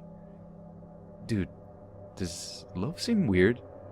"Yeah, man, I was just going to ask you the same thing. Something seems off about him. I don't know, maybe I'm just still in the funk." "Nah, man, something is off. What kind of name is Loaf even? It's like the name an alien chooses." At this point, Tyler joined us. He didn't smoke, but he wanted to check on Zach to see if he was feeling better. Tyler did some trash talk about losing to Mel and Loaf and said he was going to go beat them when his turn was up if they were still at the table when his turn came around. Tyler went in to get us new beers, and Zach and I had another cigarette. Tyler came back and we kept talking. A little later, Mel joined us. "Oh, did y'all lose?" "No, that dude just walked away in the middle of the game without saying anything. He's super sketchy." "Yeah, we were just saying that. Maybe he's going to drug someone. Maybe he's a murderer." Tyler then realized how bad of a joke that was in front of Zach and excused himself to tell Host to keep an eye on this guy, as we all had that same weird vibe about him. Zach and I stayed outside and just kind of talked about the friends he lost. A little while later, we went back inside and Tyler and his friend were dominating the beer pong table, but we couldn't find Loaf. We found Host and asked if he had seen him. All Host said was very calm and cold. He left. It was an odd answer, but we didn't think much of it. The night went on a little longer, and at one point, Tyler had told us that when he went to warn Host, he was already talking to Loaf about something and could tell he wasn't invited to the conversation by their hushed tone, body language, and glare as he approached. As he walked away, he heard Host beginning to raise his voice and tell something to the effect of, "You don't bring that stuff around my house." When Tyler turned around, Host had Loaf pinned to the wall by his neck and was beating him in the face with the stump of his other arm. Loaf left shortly after this, and Tyler made himself scarce, pretending like he saw nothing. The rest of the night was uneventful. A few weeks later, though, Mel, Tyler, Zach, and a few others were blowing up my phone around 8 a.m. I woke up to see what the commotion was and learned Loaf wasn't his name at all. He was on the news arrested under suspicion of multiple murders, one of which was actually Zach's friend. We played beer pong with the guy who was later convicted of murdering Zach's friend. A little later, we learned Host was dealing cocaine, facilitated a prostitution ring, and was upset with Loaf for confessing a murder he did that night. We suspect Host was worried that the cops may have followed him here, and that was the stuff he couldn't be bringing around here. A little while later, Host had his house raided and was arrested for a number of things. Ultimately, we all felt kind of stupid for going to this guy's place as many times as we did, and considered ourselves lucky that nothing happened to us.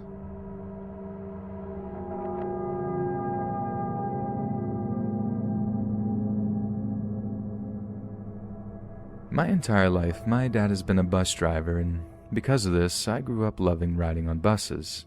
I even have a free bus pass through my dad, which I use a lot. This happened about a year ago. My dad was driving the bus to and from the town to the next city. It's about an hour and 45 minutes each way. Since I had some work to catch up on and the bus had Wi-Fi, I decided to tag along and get some of it done. I sat at the back on the top deck, leaned up against the corner with my laptop out. The way there was good. I actually finished all my work. After we got to the city, there was a 10-minute break, so I bought myself a drink, but the whole time, I felt someone was watching me. But when I looked around, no one seemed to have even noticed me. Everyone was busily walking to their buses, but I just couldn't shake the feeling. After I bought my drink and did my thing in the bathroom, I went out and boarded the bus with my dad. I walked upstairs and sat back down in my original seat. As the bus pulled away, I still felt someone was watching me, so I moved to about halfway down the bus so I would be closer to the stairs and therefore closer to my dad. However, because I still had an hour and a half, I didn't want to sit downstairs in case someone tried to sit next to me. Fast forward half an hour. I have 1 hour remaining till I get off, and that's when I notice him. A very tall man, probably around 6'3", walking down the bus, neck bent to the side so he didn't bang his head. He sat down in the seat across the aisle from mine. He just sat down and stared at me. For the next half an hour, he just sat and stared. He didn't move. He didn't even seem to blink. I decided at the next stop to pretend to get off and go sit downstairs. Someone rings the bell. I stand up before the bus has stopped moving and walk downstairs. The tall guy follows me closely. He was pressed up against me as I stood on the bottom step, waiting for the bus to stop so I wasn't thrown forwards. I moved to sit at the back of the bus. The back rows of the downstairs of the bus had 5 seats facing forward and then 2 seats facing backwards on each side. I sit on one of the backwards-facing seats in front of an older lady, late 30s or early 40s. The guy follows me and sits on the middle back seat facing forward, staring at me. I give the woman in front of me these help-me eyes as best I could. She gave me a brief, sympathetic smile before picking up her stuff and pressing the bell to get off the bus. I had 50 minutes left. The man moved seats, sliding over so he sat in the seat diagonal from me with his feet on the seat next to me, preventing my escape. The next 30 minutes were agonizing. He stared at me. He stared into my soul. It was terrifying. He was tall and imposing, but his face was soft. He was a very skinny man, but his face was chubby and strange-looking. I usually associate chubby faces with smiles and happiness, but his was different, contorted and sour-looking. Pulling up to the bus station in my town. Less than a minute and I'm free, and that's when it happened. As soon as he stood up to get off the bus, he smiled and waved at me. I, trying not to offend him, lifted my hand and put it back down again.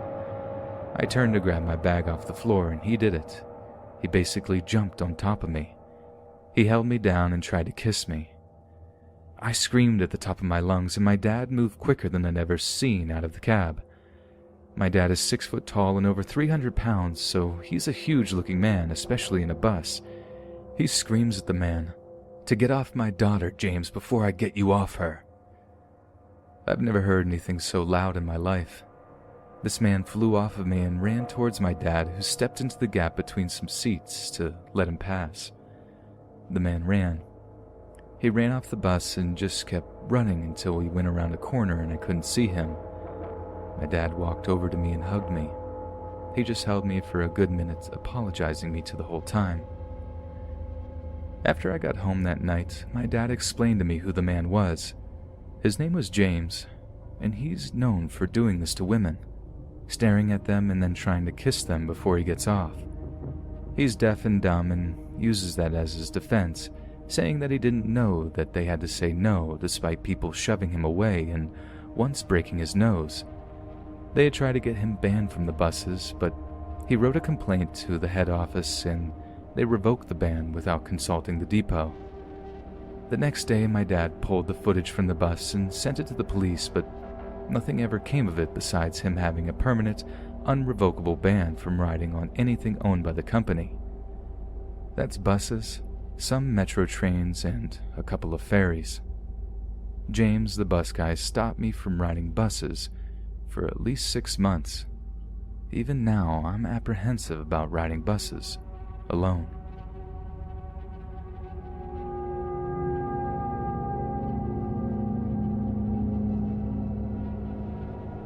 I'm not usually scared to go out alone in the late night hours if I know my surroundings very well, and especially if I need to. I'm a small, petite girl about 5'2" and 130 pounds. I always carried around pepper spray, and if I'm going to the store or something, I'll text my boyfriend and let him know exactly what I'm doing. Sometimes I'll even send him my current location to let him know exactly where I'm at in case anything goes south. On this day, I was heading to work at a bar and didn't have time to stop and get gas beforehand. After work, I had planned to visit my boyfriend who lives about 80 miles away. Once I got off of work, I knew I needed to get gas, and it was extremely late, about 2 a.m. I usually stop at this gas station on my way to the city my boyfriend lives in, for several reasons. The inside is open, it's brightly lit, the cameras are up to date, there's always a guy inside, and he lets me use the bathroom even though it's designated for employees, so it's pretty nice. On my way driving there, I look around at the other stores and places and notice a blue truck parked at another gas station across the street. I'm waiting for the stoplight and look to my right. The gas station I'm going to is directly across from this gas station. There's a car just parked at a pump with no one pumping gas, no one around, and the gas station is obviously closed. So as I'm looking, I think, yeah, that's definitely odd. I turn my head straight and the street light turns green and I proceed to the other gas station across the street. I see another car there, so I'm thinking, thank God there's another person. I go inside, give the cashier some money, and then proceed back to my car. I left my phone in my car and had the gas door open, and my keys have pepper spray, so I had that ready. As I'm standing there waiting, the guy at the other pump leaves, and I'm like, oh boy. Now I'm alone at that pump. I'm staring at the gas station across the street. The blue truck has probably been parked there for maybe 7 minutes now, and if you're using debit, that's probably a long time to be at the pump. It was there as I drove here, there as I pumped gas, and is going to be there once I leave. Right when my gas is almost finished, a guy starts running from across the street. He looks disheveled, not homeless, but hasn't showered for a couple of days. He wore a black, faded, oversized hoodie, baggy jeans, and he was bald. His beard was a bit grown out, and he was Hispanic. He looked to be about 35 to 40 years old, or maybe younger. I'm a bad judge when it comes to age. I'm at pump 5, let's say, and he keeps his distance at pump 4. He asked me if he can borrow my phone to make a call. I was thinking of an excuse like, I don't have a phone or it's dead, but then no one would believe that anymore. So I just kept saying, sorry, no. He claimed the blue truck across the street was his and that he was having trouble with his car. He kept insisting that his phone was dead and that he needs to call a friend to help him with his car troubles. Now I'm thinking, what a total liar. There's a Denny's right across the street and another gas station and a Safeway are all still open. Not to mention, there was another guy here pumping gas earlier. Why couldn't you come and ask him if your blue truck was parked there for some time? He literally left before you came. If he was in dire need of help, he would have went inside and asked the cashier, or went to those other locations where there were more people. So I kept saying sorry, no. I finished pumping gas, hauled it to my car, and left. I called my boyfriend and told him about the blue truck and the weird dude. A couple of weeks after that, I went to the same gas station, but at an earlier time, maybe at 12 a.m. And guess what I saw? The same blue truck parked at the same pump. I was with my boyfriend this time, and there were more people at the gas station. I told my boyfriend I wasn't lying, and that was the same blue truck I saw last time. Fast forward to a couple of weeks ago, I ran across a post from a girl in my city where I pumped the gas. She reposted a Facebook post about weird guys going around and doing exactly what that guy did to me. It was also saying something about human trafficking recruiters. Now you can imagine how I'm feeling while reading this. It might not be the same guy, or it could be, who knows. Maybe there's people going around doing the same thing. I usually would love to help out a stranger if they needed it, but this guy just didn't seem like he needed help.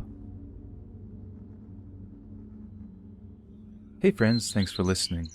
Be sure to subscribe and click that notification bell to be alerted of all future narrations. If you got a story, be sure to submit them to my subreddit, r Let's Read Official, and give and receive feedback from the community, and maybe even hear your story featured on the next video. And join my Discord to interact with me and other listeners directly. And if you want to support me even more, grab early access to all future narrations for just $1 a month on Patreon, and maybe even pick up some Let's Read merch on Spreadshirt. And check out the Let's Read podcast, where you can hear all these stories in long compilation form and save huge on data, located on both Spotify and Apple Podcasts. Links in the bio. Thanks so much, friends, and remember, apple cider vinegar can cure anything.